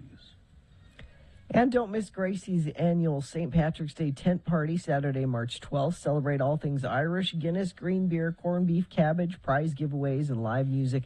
Must be 21 or older. Follow Gracie's on Facebook for updates. The candidate that I thought would win did win, but there was a lot of voting for all of them. Oh, good. The least number of votes went to the, and I would have thought this would do very well, but the least number of votes went to the fact that I don't think any of these DIY celebrities, these are going to have any repercussions, even though they were a front for this company that swindled people out of a lot of money. I don't think it's going to touch them at all, and it should. Boner candidate number 2, well, you know, the guy tried to open the door on the plane, and that did pretty well, but not well enough to beat Rand Paul or Senator Piece of Crap, as he is known now. There you go. That's your winner of round 2. It now goes forward to boner fights. Might be an interesting boner fight. We'll find out at 9:20 when you vote for boner of the day. Go ahead and hit that, Katie, would you? Who's that journalist? The pickle guy. Gurky. Gurky. Radio from Hell on X96. It's Salt Lake Tribune columnist Robert Gurky. Good morning, Mr. Gurky. How are you? Good morning. I'm doing well. Robert, you can talk about whatever you want. I was pretty interested in your column. It just drives me crazy about the hard seltzers. That just is so bizarre. You want to talk about that, or is there something else that tickles your fancy? Let's talk about that for a minute, and if we have time, we can. I mean, it's one of those things that is so Utah. It's almost unbelievable, but it's believable if you followed alcohol policy. They're going to end up getting rid of about half the seltzers. The bill made it out of committee yesterday without much opposition. These bills always tend to fly through because they've been negotiated to death. But they're going to end up getting rid of about half the seltzers that are sold in grocery stores because of the way they're flavored. And it's the ones that aren't going to qualify are the ones that use a flavoring that has a little bit of residual alcohol in it. Because the law says you can't add alcohol to a product. And so these seltzers aren't more intoxicating than any of the other seltzers. They're actually less intoxicating getting the most beers because they try to cut calories and the alcohol content lower. But they'll end up going away because they're not going to be allowed to be sold in grocery stores. The liquor stores aren't going to have space to carry most of these. Yeah. And so it's just one of these things where the Utah legislature ends up with these sort of Byzantine, twisting itself into pretzel kind of laws that ends up impacting consumers. Not because there's a problem. Nobody can articulate what the problem is. There was a reference made that we don't want kids, mainlining alcohol. Well, no, I don't think that's what happened. Not. Yeah. Could they just not pass a little bill that just fixes this and makes it just stay the way it is? Yeah, I mean, they would have to repeal a bill that was passed in 2008. In 2008, remember, there was this Alka-Pop crusade that Senator Bramble led. Because we had things like wine coolers that were being sold to kids, and there were kids that he was aware of who were drinking these, and he wanted to get rid of them. So there were some kids that he had heard of and maybe knew that got some of these wine coolers. That doesn't mean dozens and dozens and hundreds of kids. It means the kids he knew. Yeah. And and kids, if you know anything about teenagers that drink, they'll probably drink just about anything. So the other part of it is we're still leaving a lot of seltzers. The other half of the seltzers are going to still be in grocery stores. So it's not like their access to them is going to be reduced in any way. It's just going to be what brands, I guess, what flavors they're able to get. So it just doesn't make any logical sense. But that's sort of Utah. I got to ask you, Robert, because you're up there sometimes, and you know people who are up there all the times. Where's the grocery store lobby? Because the legislature won't listen to us; they'll listen to a lobbyist. Yeah. Is the grocery store lobby involved, or anybody like that? They are, and the brewers and wholesalers are. The Beer Brewing Association. They just don't have the SWAT. These Mothers Against Drunk Driving. Ben Winslow reported that LDS Church had a hand in this. Signed off on it at least. Yeah. And so that's who they're going to listen to. They're trying to make some headway on it. But, the legislature is sort of the opinion that if they change this, they've got to come up with another way to limit what's sold. They think they have something that keeps things like, like these mixed canned cocktails. Those might be legal if you change this legislation. So, and my favorite one is going to go away. Vizzy. That's the one I like. And that's the one you like? Yeah. Vizzy, Truly, Bon Vive, a lot of those big names that you probably have heard of, and a lot of your listeners probably drink, are the ones that are on the chopping block right now. What another thing? I don't know. Maybe we talk about quickly, or whatever you want. But the vote, the people who want to halt mail-in voting, that was a dismal failure. Yeah, I think we saw that coming. They didn't have really resources or organization to do it. I don't think they had the support to do it. I think Utahns like their elections. There is a bill that Representative Phil Lyman is still sponsoring that does most of what they're trying to do, if not all of it. But I think we're seeing that there's been some pushback, obviously, from the governor and from the lieutenant governor and from county clerk against making major changes to our election law. And so I'm not real sure. I'm actually kind of skeptical that those are going to pass. One other one I want to just mention real quick, I wrote about this a week or so ago, was the death with dignity bill. That one got a pretty quick, they voted that one down pretty quickly. It was 9-2. They defeated it. There was a young woman here in Utah. Her name was Kylie Kaplanis, who contracted ALS. I know your son Kyle is dealing with this issue. It's a terminal illness, and she wanted to end her life and wasn't able to have a doctor-assisted suicide in Utah because state law prevents it. This bill has been out there for the last decade, probably. It's never really got much headway. It didn't this time either. But it's one of those that it's nice to see at least getting some discussion, getting some attention. And this mother I talked to, Tammy Allred, has sort of made this her crusade, her commitment to her daughter before she died, that she's going to try to get this for the next Kylie who comes along. Yeah. Robert Gerke, columnist for the Salt Lake Tribune, thanks a lot for talking with us. Are you where you usually call us, or your phone? I'm at home today. Your Oh, because your phone sounded terrible today. Maybe you're in a different Oh, room. I'm sorry. Well, I'm sorry. I'll try to do better next time, guys. Do better, Robert. Trey, call him on that. Yeah. Thanks, Robert. Thank you, Bob. See you later. All right, traffic, Gina, please. Crash on northbound Redwood Road, 21st South in Salt Lake. 2 right lanes are affected. Traffic is having to use the left lane to get by there.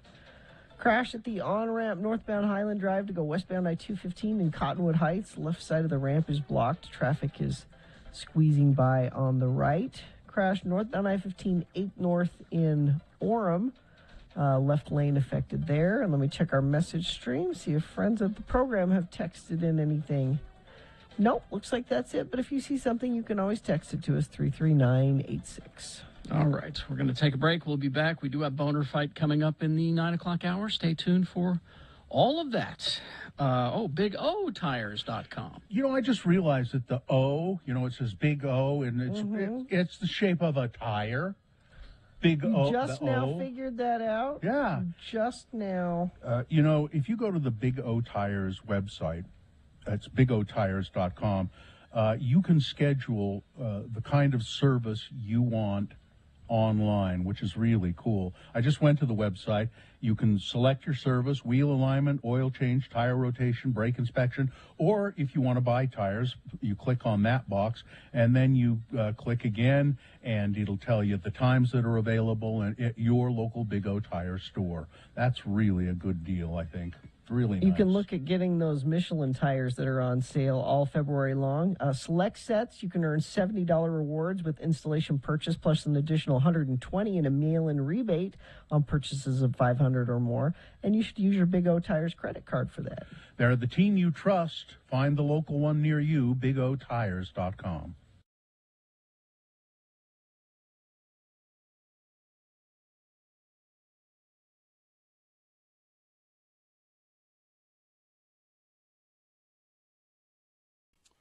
So, speaking of TV, I was feeling really down yesterday, and most of this week I felt just kind of down and out of it, and I thought I need some comfort from a TV show. Mm-hmm. And I thought, oh, damn, that Joe Pera show. Joe Pera Talks with You. The first season of that was soothing. It was so gentle and so nice. I thought, I wonder, and lo and behold, I didn't know, but there's now a second season of it available. Mm-hmm. So I sat down and I watched a couple of episodes.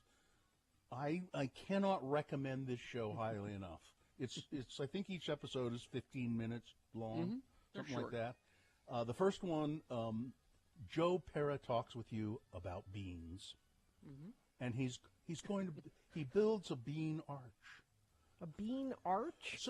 So it's this, and he goes through it and how he does it, and he built this big wire frame that's an archway, and then he's planting beans at the bottom so that they'll climb up all over the archway. A beanstalk? He's working on a beanstalk. Gene, it's a bean arch. Specifically, Joe Pera, it's a bean arch. And he said, I don't know how tall I'll make it. Maybe I'll make it tall, just so the beans are dangling down and you can just barely reach them. It's just so comforting. And you so feel better sweet. now after I do. watching? Okay. It is so sweet. And I watched 2 of them. And I thought, no, I'm not going to watch any more because I want to watch them. My wife was not around last night. She was off doing roller derby. And so I thought, I'm going to rewatch them. I can't recommend it highly enough. It's on Cartoon. Is this it? Adult Swim is where I watch it. Yeah, Adult Swim. Right over there. Mm-hmm. Oh, hi, Lulu. Hey, Joe. Please don't come over here. Okay. I'd invite you to join us, Joe. But as you know, each breakfast crew has a delicate balance. Each individual brings something unique to the table, and that makes for great conversation. I understand. Let me introduce you around to the boys. There's Jack, our political junkie. Joe, did you know that 93% of Americans don't approve of murder? Then there's Jeff, our sports guy. I missed my son's graduation to watch the U.S. Open on TV. Tim Rick, he's our Joe Pesci type ballbuster. So, Joe, how old are you? Your face tells me you're 10, but your bald spot tells me you're 63, so what is it? It's just that was from the first season, The Breakfast. Joe Pera talks to you about breakfast. Where is this? Adult Swim. Adult Swim. Cartoon And Network. I just find it. I just find it on demand, and it's great. It is a great show. Such a sweet, gentle, wonderful guy, Joe Pera. It's a shame that we couldn't find a place for them before now, but I have learned that people mostly want to watch shows about people, so I tried to respect that. Someday, though, I'll make a program with only trees. Maybe even start my own network. Tree TV. No people, just trees. That's Joe. Maybe every now and then we'd show an NBA game, but that's it. That's it. I can't be the only one who'd prefer to watch Old Chico, a 9,000-year-old spruce, after reading the news.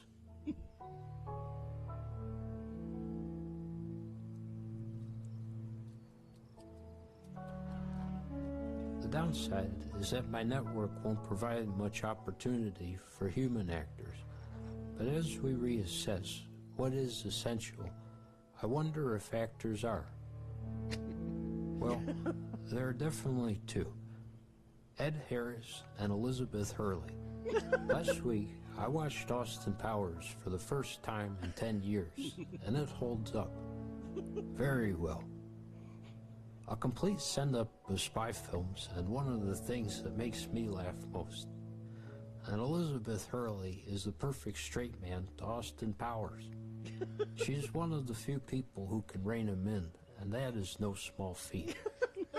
Can you imagine if it were only Austin Powers? It would be chaos. A town where all the stoplights are green. Fun to imagine, but in real life, fatal. Also, she's one of the only people in the movie not played by Austin Powers. It's just too bad that in the second film, she turned out to be a fembot. It's true. It was distressing to me and made dating hard for a long time. Made dating hard. Not the robot part.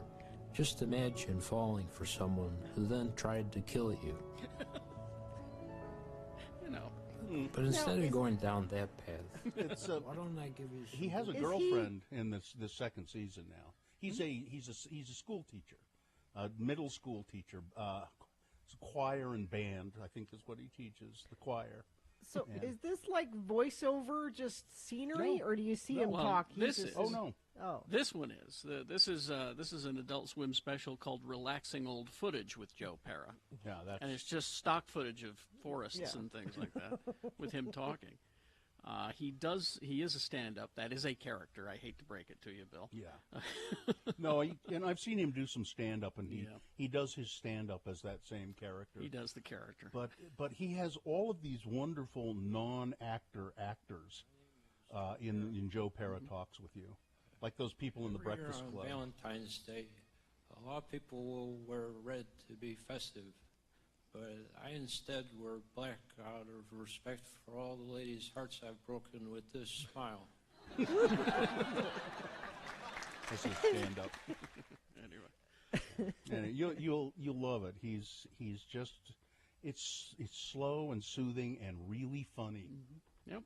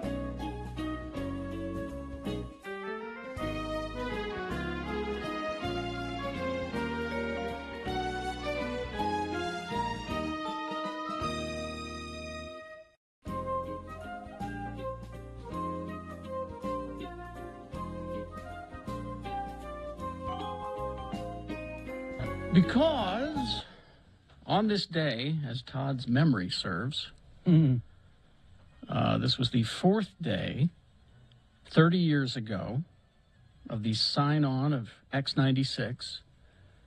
The first day, Depeche Mode, 24 hours. Yeah. Second day, U2, 24 hours. I think this was commercial-free as well. Yeah. The Cure on day 3. And on the fourth day, REM, 24 hours. There you go. 30 years. I just found this in my file. This is... These your work papers? This is teletype. This is this is something that nobody's even heard of anymore. We used to have a teletype machine. And it would send where I get my news. traffic from. Yeah. It would send news and stuff. This is from right before X96 started. This would be 31 years ago, I think, and it was still KJQ. And it's an article that was, May 28th, 1990. Station caters to craziness in a market of sameness. And it's a really long story about how unusual it is that this radio station plays this kind of music in a conservative state. Where did this? There's a teletype. Where was machine it there. published? It was published in the Deseret News. Huh. It quotes, Biff Rath and Mike Summers and me, and talks about Radio from Hell University. But listen, 1990, and it says, we have a feature called the Utah Word of the Day. 1990. Yes. My favorite Utah word is Chester Drawers, a place where underwear is stored. In your chest of drawers. Chester Drawers. Chester Drawers. So it was a stupid feature in 1990. Beloved, Bill. It was beloved. Yeah. Just in, friends. Uncle Sam doesn't play favorite. Oh, here's something that's changed. The one thing the station guarantees it will never do is buy listeners by giving away cash. It really does say that? Yes. That's funny. That's because we didn't have any. No. Yes, that's exactly right. If we had cash. We didn't have any cash to give away, yeah. And then it, Biff Rath referring to it as a combination of technology, and I can't find the quote right now. It's in here, and it's just, and Carrie, you're quoted in here a couple of times. It's really a long article. I'm glad you saved that. I don't know. Yeah, it's weird that I have. There's this. I may have the actual printed copy of that one in that book that I gave to Corey yesterday. I went down to the station briefly yesterday to pass some things along because Corey's going to build like a digital museum kind of a thing. And you can submit things to it if you have maybe articles like that or pictures or memories of X96. And it doesn't have to be that old. It can be something from a couple of years ago. You can just email them to us, and we'll see if we can add them to it. The old studio is gone now, by the way. Did you see that? Somebody sent me a picture. It did get flattened. Yeah, the Ogden studio. It's gone. Everything is cleared away except the tree. There are like 2 or 3 trees there, which are... So that building was crappy when we worked in it, and those trees were crappy when we worked there, and they're crappy trees. They'll go away, too. It's just amazing to me that we ever did anything there. Biff Rath jokes on the air about KJQ's fusion of high technology and substandard equipment. High technology? With for the time. We they had were some home CD players. Allred describes the building looking like an old animal hospital where they used to euthanize dogs and cats. I remember running when I worked overnights there by myself, and we had 3 home CD players there. Yep. And a CD got stuck in one of them. Yes. And I had to call Mike Summers at 2 a.m. to run down to the station and help me get the CD out of, because you can't rotate through enough. We needed all of them in working order, but they weren't designed to do that. They weren't designed for a radio station. Now, when we signed on with Modern Music at KJQ, we had 2 turntables and one of those CD players because most of the stuff was on vinyl. Yeah. And so you jump back and forth from that. Yeah. And for some reason, in all this 30-year anniversary memorabilia, I also have pictures of my colonoscopy. I don't know why that. Oh no! Wait, this is pictures of my knee surgery. That's my knee bones. How do you keep track of all your pictures of all your surgeries? I listen. I'm very organized about those things because that's the way they'll be able to identify my body. He's all pins and screws and. But now, one of the things that I did find while I was down there was a box full of cassettes. No. You Can't Quit and I Won't Fire You. Our first best of. Yeah, it was our first best of on cassette, and it has some sketches on it. And I found a bunch of them. So I think we should give them away here, coming up soon. Do people have anything to play a cassette? That's the problem. I don't know if I have anything to play. Let me suggest this. I bet there's a way we could find them.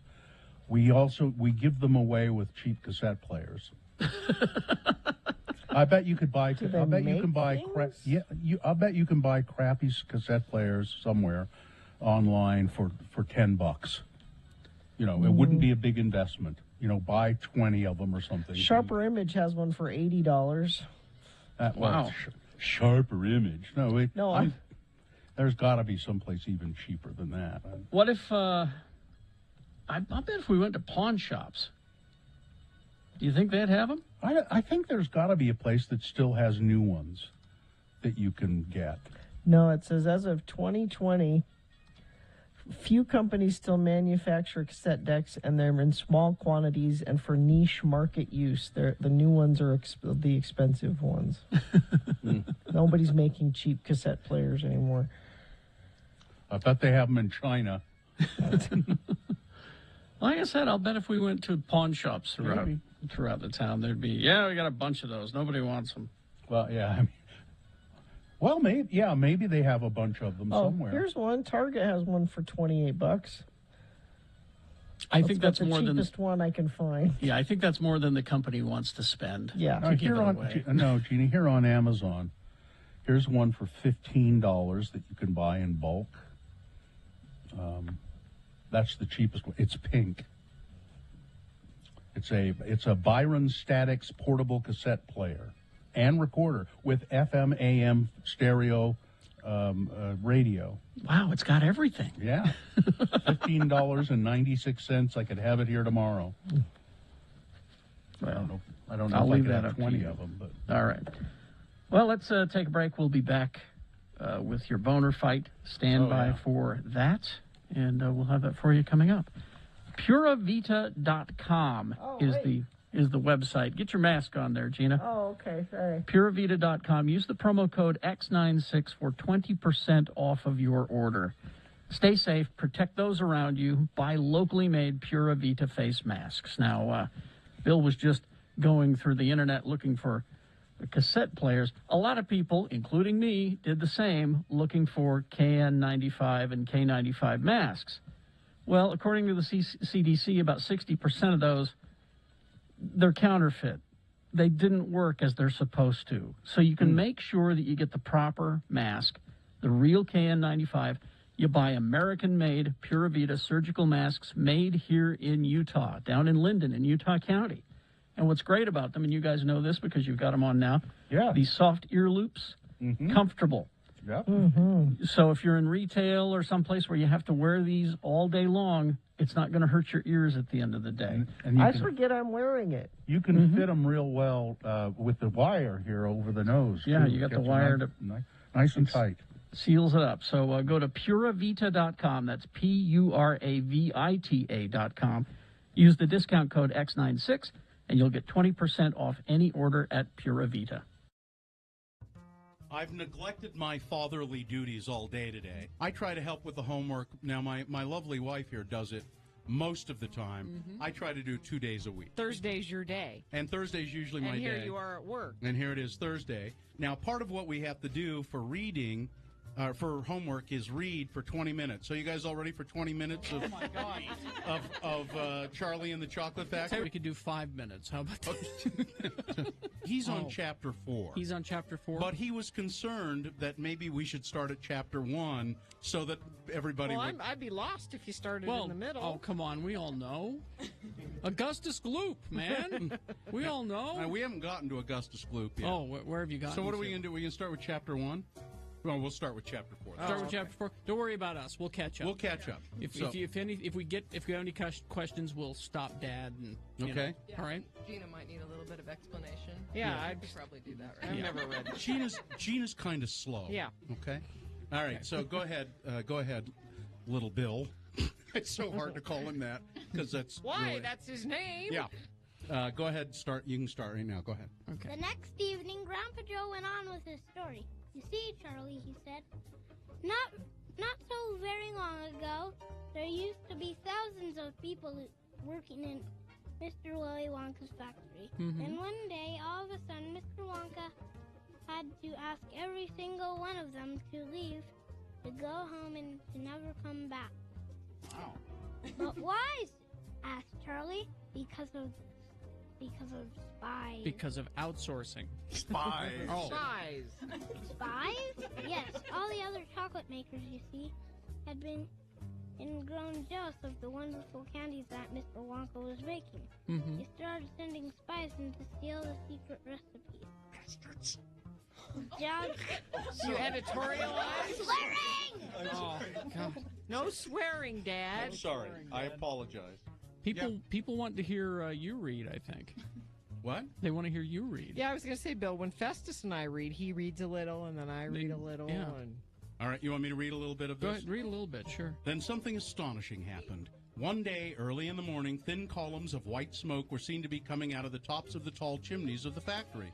People in the town stopped and stared. What's going on? They cried. Someone's lit the furnaces. Mr. Wonka must be opening up again. They ran to the gates, expecting to see them open wide. It was a request, sweetheart. I'm sorry. People wanted to hear Bill read. I don't know. It's homework. Oh, it's all homework. right. We well, better okay. get back yeah, to we that. better Okay, get to it. all right. Get back to reading. All right. Get back to the sweatshop. Get sewing those shoes. We'll get back to reading. What? Carrie needs some new Nikes. You kids get to work.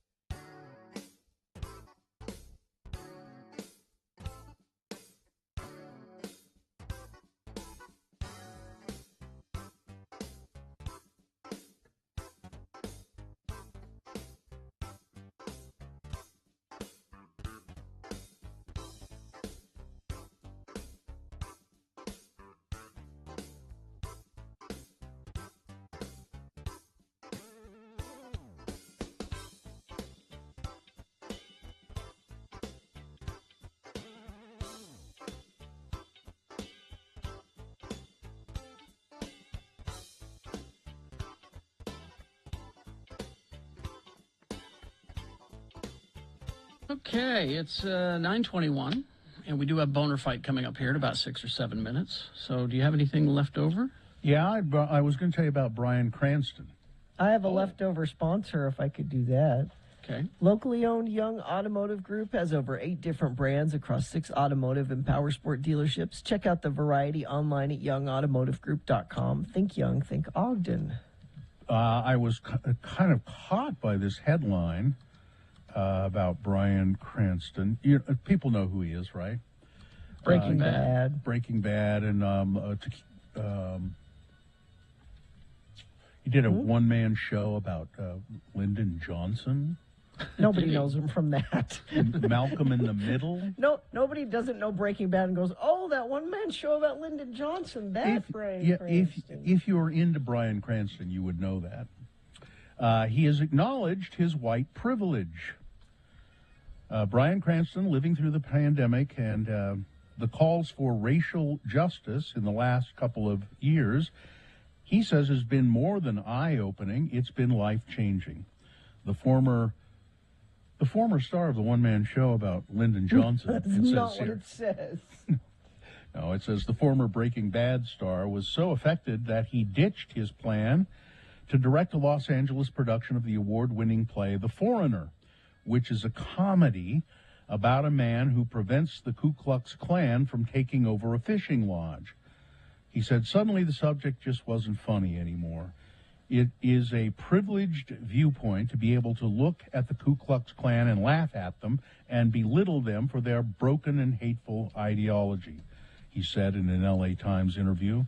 But the Ku Klux Klan and Charlottesville and white supremacists, that's still happening, and it's not funny. It's not funny to any group that is marginalized by these groups' hatred, and it really taught me something.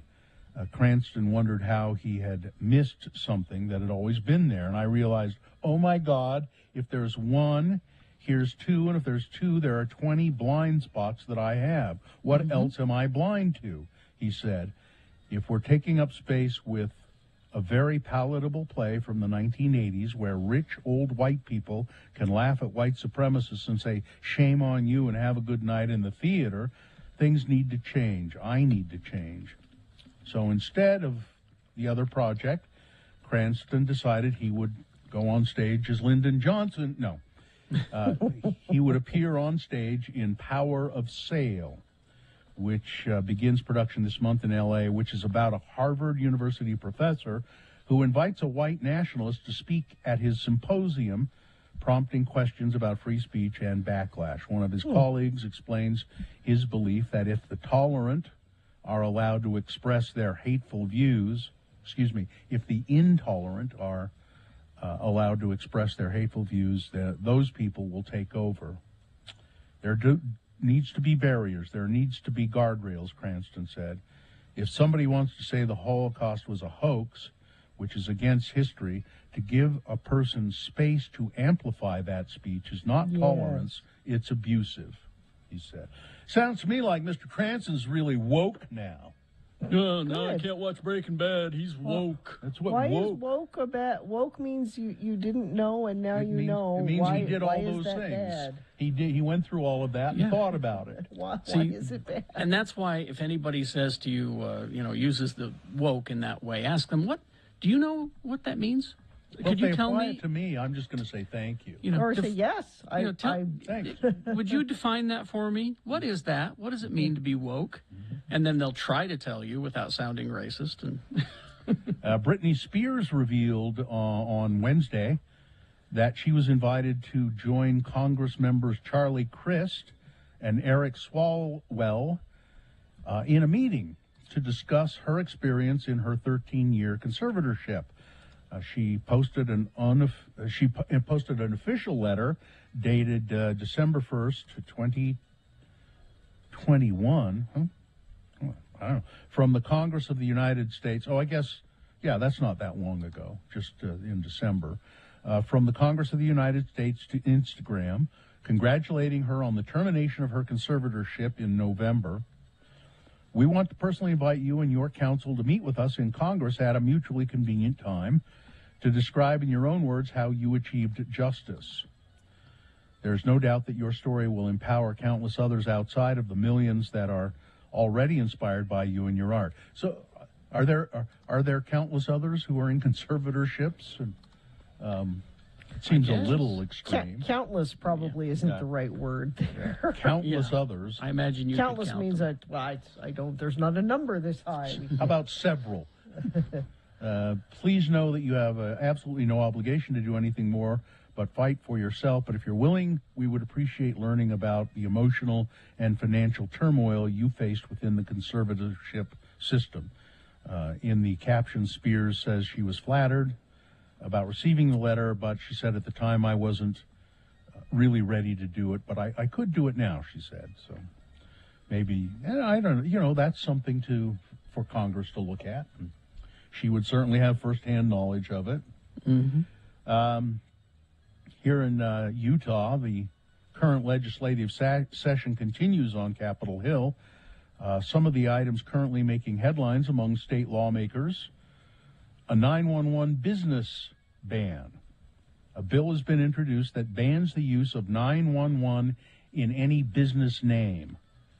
Senate Minority Leader Karen Main's legislation would block the emergency number from being involved in nonprofit or business use. The bill says it can deceive people into believing the business is involved in emergency services when they are not involved in it. Another thing that they're looking at, haven't done anything with yet, all-day kindergarten. Instead of having the half-day kindergarten, a lot of places do that now. Be helpful to working parents for sure. Yeah, it's another way to keep the workers working, is having all-day kindergarten. Yeah, that's a way to look at it. Yeah, an expansion of background checks, which needs to happen. Bill to expand gun background checks.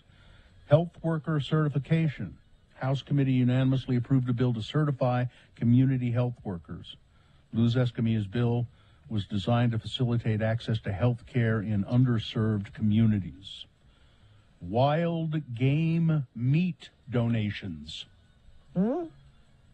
Wild game meat donations. I just like killing the deer. I don't like eating it. So can I donate the meat somewhere? Well, a bill that lets hunters donate wild game meat to local food pantries, now headed to the governor's desk after passing the entire legislature. Brigham City's Joel Ferry's legislation now allows hunters to donate what they kill, so long as it meets certain food safety standards. Well, we can ask Derek Kitchen about all of this tomorrow at 8:45. Okay, I'll save this list. There are a Save couple that of other list for things that Derek. they're still looking at. I wonder how he feels about the game donation. That's what that is, though.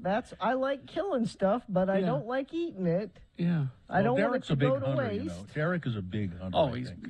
bow. bet. Yeah, he doesn't he thinks that bow is the way to do it. Bow hunting. Yeah. Bow hunting is the way because It's like I'm a fisherman, and the way to do it is dynamite fishing. That's what I do. Dynamite fishing. It's Boner Fight. With Radio from Hell on X96. Oh, you betcha.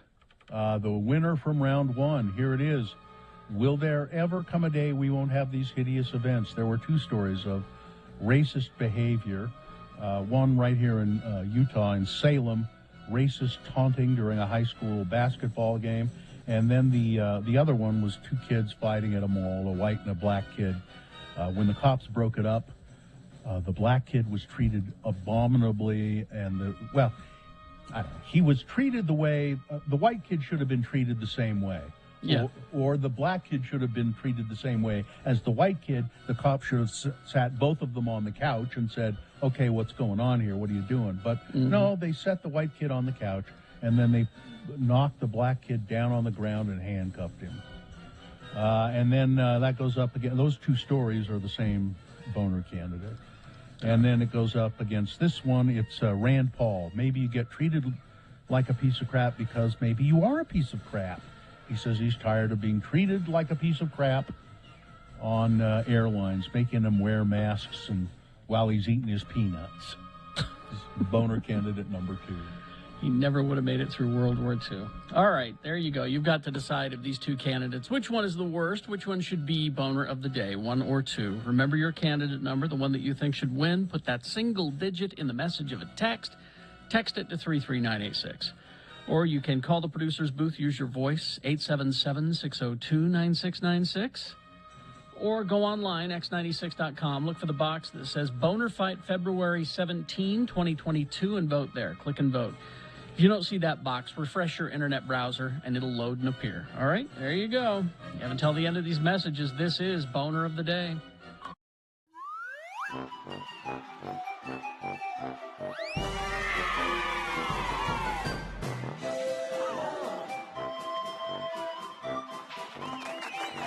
How do you feel about hot water bottles?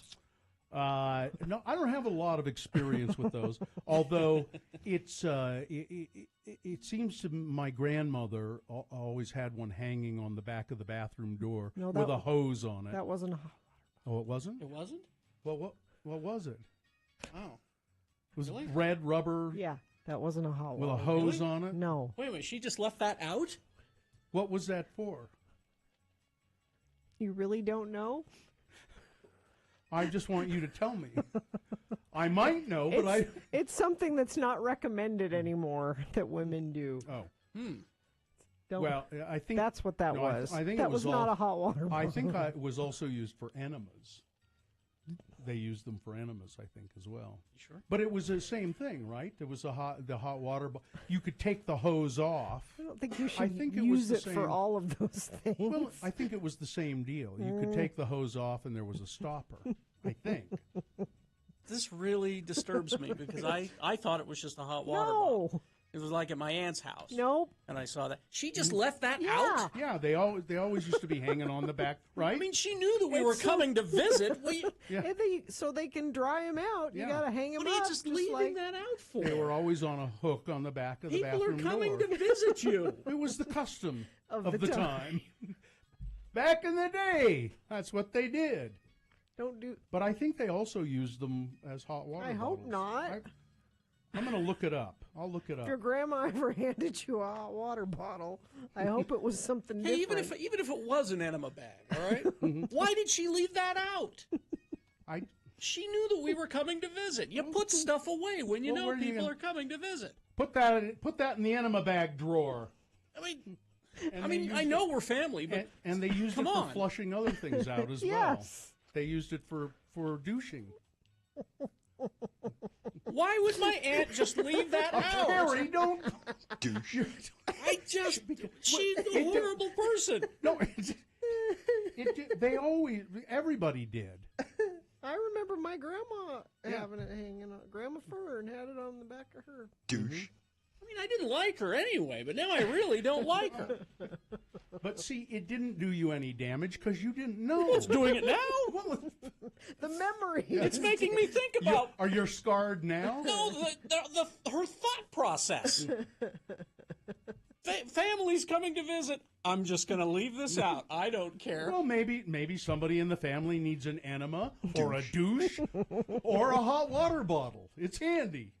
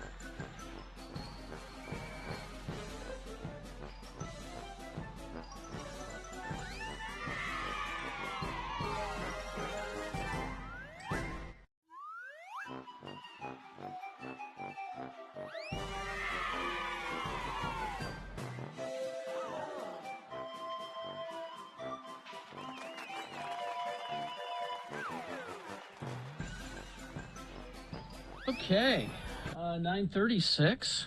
Let's award boner of the day. And that's brought to you in part by a delicious steak sandwich and a nice blue cheese dressing salad. And save on skiing at Snow Basin Resort with discounts up to $20 on lift tickets when you buy online. Visit snowbasin.com. Well, there it is. Was really no doubt as to which one would win. But Rand Paul made a good showing. Oh? Got a really solid block of votes for Rand Paul. Good. But He deserves it. Yeah, but it was not enough to overcome number one, the two examples of racist behavior wins boner of the day. Should we talk about not having racism boners anymore? It's that prevalent that it just... No, we have them all the time, and they always win, and it's... I'm serious. It's like I left Trump when Trump was president. I just stopped nominating him because you could have found something every day. You still could find something every day. Oh, yeah. Probably. With Trump? Oh, yeah. Every day still. There's at least one thing. I don't think we ought to put him in there anymore. Well, it's your call. I mean, you're the one that curates them all, so... I mean, they'll just win every time. It takes the drama out of it. So we have moratoriums already on Trump. Animal cruelty, is that still in effect? Oh, he's kind of vacillate on that. See, that's why I'm thinking maybe no sweeping rule about this, you know? Yeah. Okay, I would agree with that because the only time I put animal cruelty in there, I try to leave them out, but if for some reason I just can't find enough stories, and if there's an animal cruelty one. You know, we've been around a long time. You know how I know that? How? You remember our first moratorium? No. O.J. Simpson. Yes. Did we do that? Yes. Yeah, we did a moratorium on O.J. Simpson. No more and then there was O.J. Simpson. Then there was a moratorium on it was the actress because she was like in the news every day. Wait, Lindsay Lohan? Lindsay Lohan. Didn't we do one of those? Maybe. For Lindsay? Even though she's cleaned up now?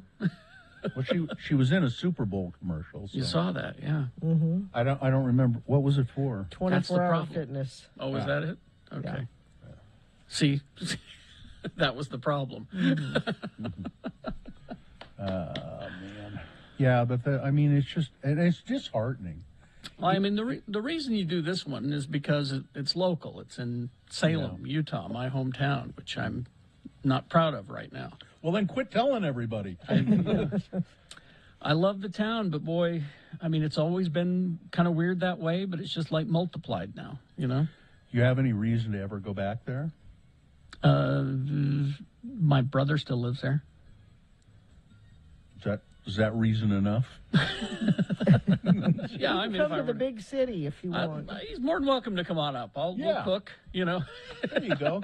Come on up and see how it's the country mouse coming up to see how the city mouse lives.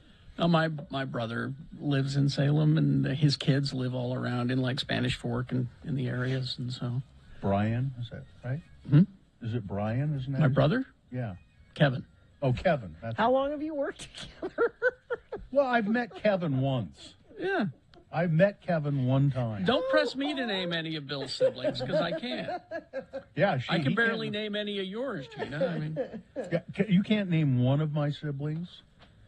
Noel. I knew Noel and met him a couple of times. Yeah, and he's the one who died by suicide. Mm-hmm.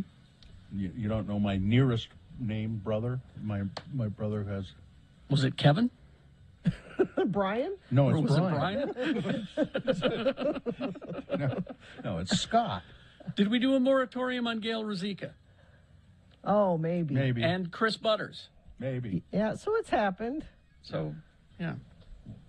We only did Chris Butters after he stepped down, right? I don't remember.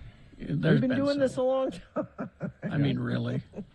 I just remember when Chris Butters was in the legislature, and they were talking about Scott McCoy, who was I think the first openly gay member of the Utah State Legislature. He was an attorney, and he won election, and I forget the whole circumstance, but Scott McCoy's name came up in a meeting, and Chris Butter said, "You mean the gay?"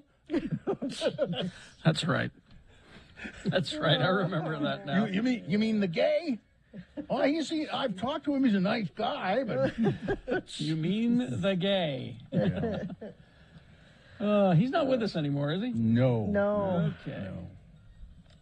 So I the interviewed answer him is- once about the he was the founder and ran the Utah Boys Ranch. Yes. For a long time, and I think somebody in the sales department or something said, "Would you interview him about that? It would be helpful." And I said, "Well, okay." And they said, "Will you stay away from the?" And I said, Don't talk about this. I said, "Yeah, I could do that. I mean, I can't. I could. You do that. could. Yeah." And but still, he and I actually, Chris Butters and I had a talk before the interview about his weird views on things, and it was a civil conversation. But he was really old school. Let's put it that way. He was from a certain time. Yeah. A different time. Yeah. Which is code. See, my grandfather was like that, and I love my grandfather dearly, but that's the way he was. Yep.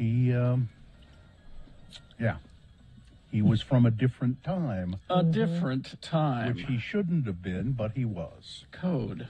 All right. I finally, at some point, had to. When I got older, I went, "Wait a minute, Grandpa, you can't say that. You just can't say that. That word. It's not acceptable." What? Real? What? I've been calling them that all my life. Well, you can't call them that. You shouldn't have then. Yeah. Well, it doesn't mean I don't like them. I don't have anything against them. That's what I call them. Well, Grandpa. That's your. Yeah. All right. We'll take a break. We'll be back crawling towards the exits after these. ranlife.com/x96. They haven't been with us for 30 years, but they've been with us for a long time, Ran Life. So if you go to ranlife.com/x96, they're offering a really nice thing for X96 and Radio from Hell listeners. Now, I've done a refinance with Ran Life a couple of times and always found the process to be just absolutely flawless and smooth, and it saved me money. And because I've been a customer once, they made me a customer for life, which gave me discounts on things like closing costs and all of that. Well, you can now be a customer for life without having done any business with them at all. All you have to do is go to ranlife.com/x96. You fill out a little form there, and it doesn't obligate you to anything. But if you decide to do a mortgage with Ran Life, then you get discounts and become a customer for life. ranlife.com/x96.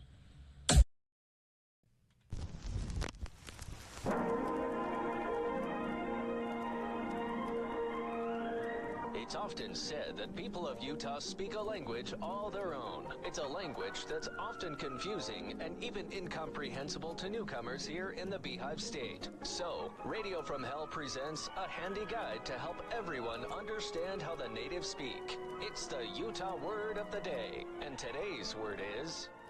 melon. M-E-L-O-N, melon.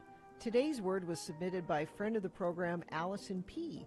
Allison says she heard this word used on local news during discussion of voter turnout in our past electoral event. Allison didn't specify if the word was used by a newsreader or by someone being interviewed for the news. We can only speculate.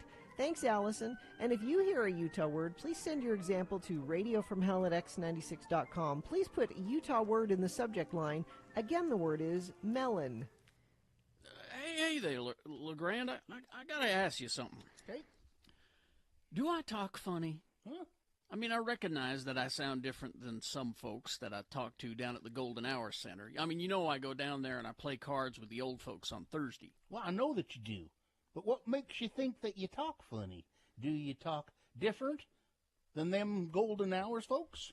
Yeah, some, I guess. I mean, a bunch of them are not original Utahns, and when I say certain things to them, look at me strange, and then I know I've said something that they didn't get or think was correct. Well, for instance. Well, we was talking about the election. And like I said, a bunch of them aren't from Utah, but they said they'd voted anyway. And I said, how did you vote, especially when you weren't in your home state? How did you vote? And they have something called an absentee ballot, and they vote by way of the Postal Service. And I said, oh, I vote that way too right here in my home state. I do a melon ballot, and man, everybody just stopped and stared at me. What? I don't get it. What was wrong with that? Well, then one of them said, real smart aleck kind of guy, puts down his cards and says, a melon ballot? You got a cantaloupe running for governor? Huh? Honeydew running for mayor? How many melons are office holders here in Utah, he says. Well, why would he say that? I mean, you was talking about sending in your vote through the mail, not voting for melons. Right. I said I sent my melon ballot, not a ballot to vote for a melon. There's a big difference between a melon ballot and a melon ballot, I would say. Well, exactly. Besides, what kind of idiot would vote for a cantaloupe? Join us again some other time as we examine how the Utah natives speak with the Utah Word of the Day.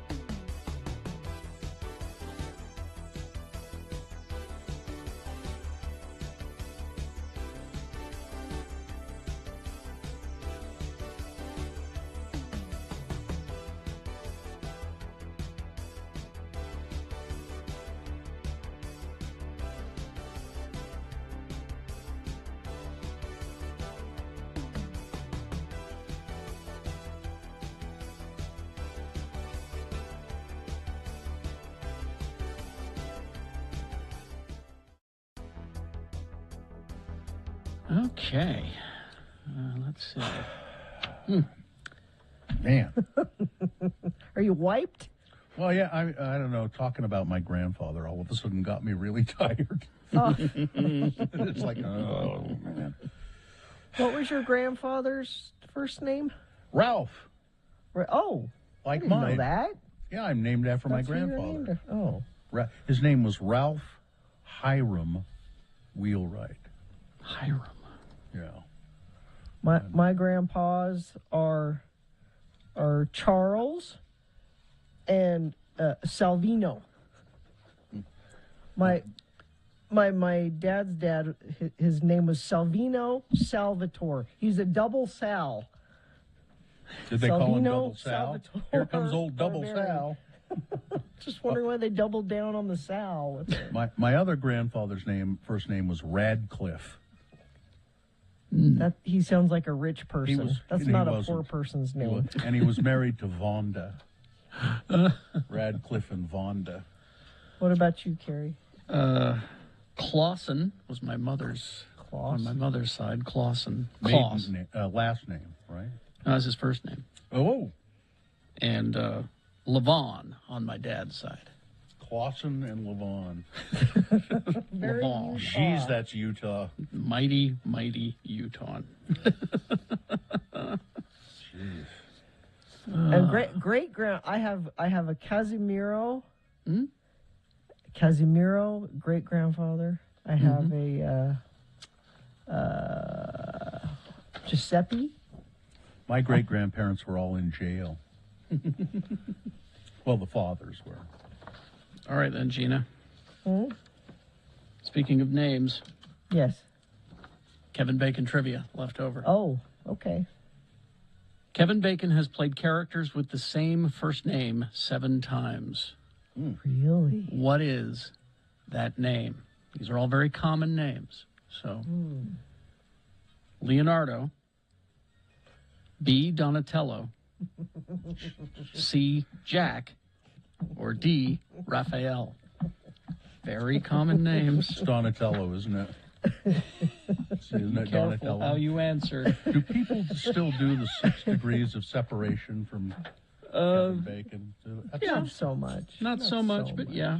Why did that go out of favor? I wonder. I don't Just know. people got tired of it? Could be.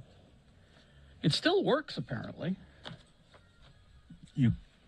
It's Most with, people. It's with celebrity others. No, is it with No, other it can be with celebrities? regular people too. Oh, give me an example. I can't remember how. Yeah, I always thought it was just celebrities. Yeah, I Like, thought it was Mostly just celebrities. but- Yeah, because you watch a movie with somebody in it, and pick Yeah, the okay. celebrity. Mhm. Like if it's And- Harrison Ford, and Harrison Ford was in a movie with so and so, and so and so was in a movie, Yeah, movie with and Kevin so and so was in a movie with Kevin Bacon. Yeah, and you never go above 6. 6 degrees. I wonder why Kevin Bacon was chosen, because I'll bet anybody who has a fair number of movies in their repertoire, you could do it with anybody, right? Oh, I think you could do the 6 degrees of Harrison Ford easily. Yeah. And you could certainly, hell, it could be less with Bruce Willis, because he'll say yes to anything. I mean, I didn't know that. You read me a list of the movies he did, Yeah. like this year or last year. this year he did like 6 movies, and you haven't heard of any No, but one. I had not heard of any of them. I don't think. Most of them go like straight to, streaming or whatever, and Is it because Demi Moore is trying to just drain him dry?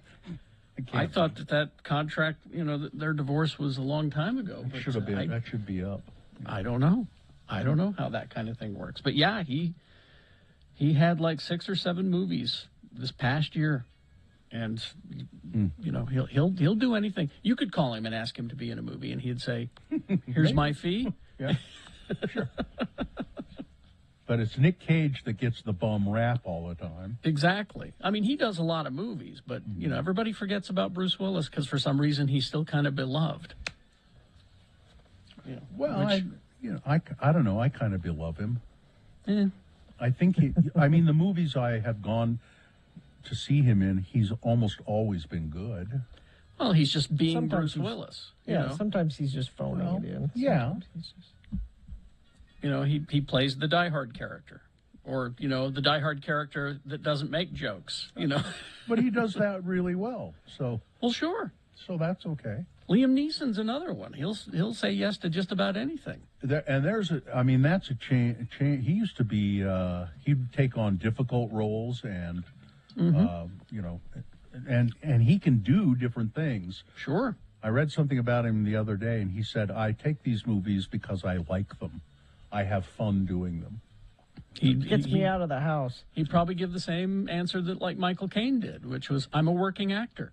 People offer me work, and I go act." Yeah. And there's got to be some amount of you don't know if something's going to be successful or not, or good or not until you're doing it. I think Michael Caine. When you have done it as long as he does, you look at a script and you go, "Well, this will be a dog." The same with Willis. Yeah. I mean, he agreed to do that. What was it called? Cop something. I don't know. And he read the script and he knew it was going to be a turd, and so he was a problem on set from day one. But he did it for the money. Alec Baldwin was doing a movie called Rust when the shooting. That was going to be a piece of crap, and he knew it. Yeah, Cop Out is the one that. Thanks, Cop Out, Katie, for reminding me. I've Cop never Out. heard of it. He knew exactly. He knew it was going to be a turd from day one, and so he went in and just said, "I'll take the money." And he was Kevin Smith has stories about what a turd he was. Kevin Smith directed it? Yeah. All right, let's do the promo and crawl towards the exits. Okay. Coming up on Friday's Radio from Hell show, At 7:45, we answer the best or question of the week. We could always use more questions, so send them to radiofromhell@x96.com. And then why don't you grab a drink and join us as we have another drink with Jimmy the Wine Guy at 8 a.m. Plus, at 8:45, Derek Kitchen will join us with a legislative session update. So finish out the week with us at Friday's Radio from Hell show on X96. All right. Did we get everything? I don't boil my cabbage twice. I don't know. I don't know what that is. It means if you don't know the first time, I'm not going to say it again. Let's see. Metallica announces Metallica Night at Oracle Park. Whatever. Okay. Where's that? I don't know. Not here. Not here, so I don't care. Well, I was thinking of buying a plane ticket. Billy from A Perfect Circle's making a solo album. Okay. All right. I think we got everything covered. Fine job as always, Katie. Live long and prosper, bitches. Don't you know who I am? So you don't boil your cabbage twice? I do not. You don't. Okay. Corey is next.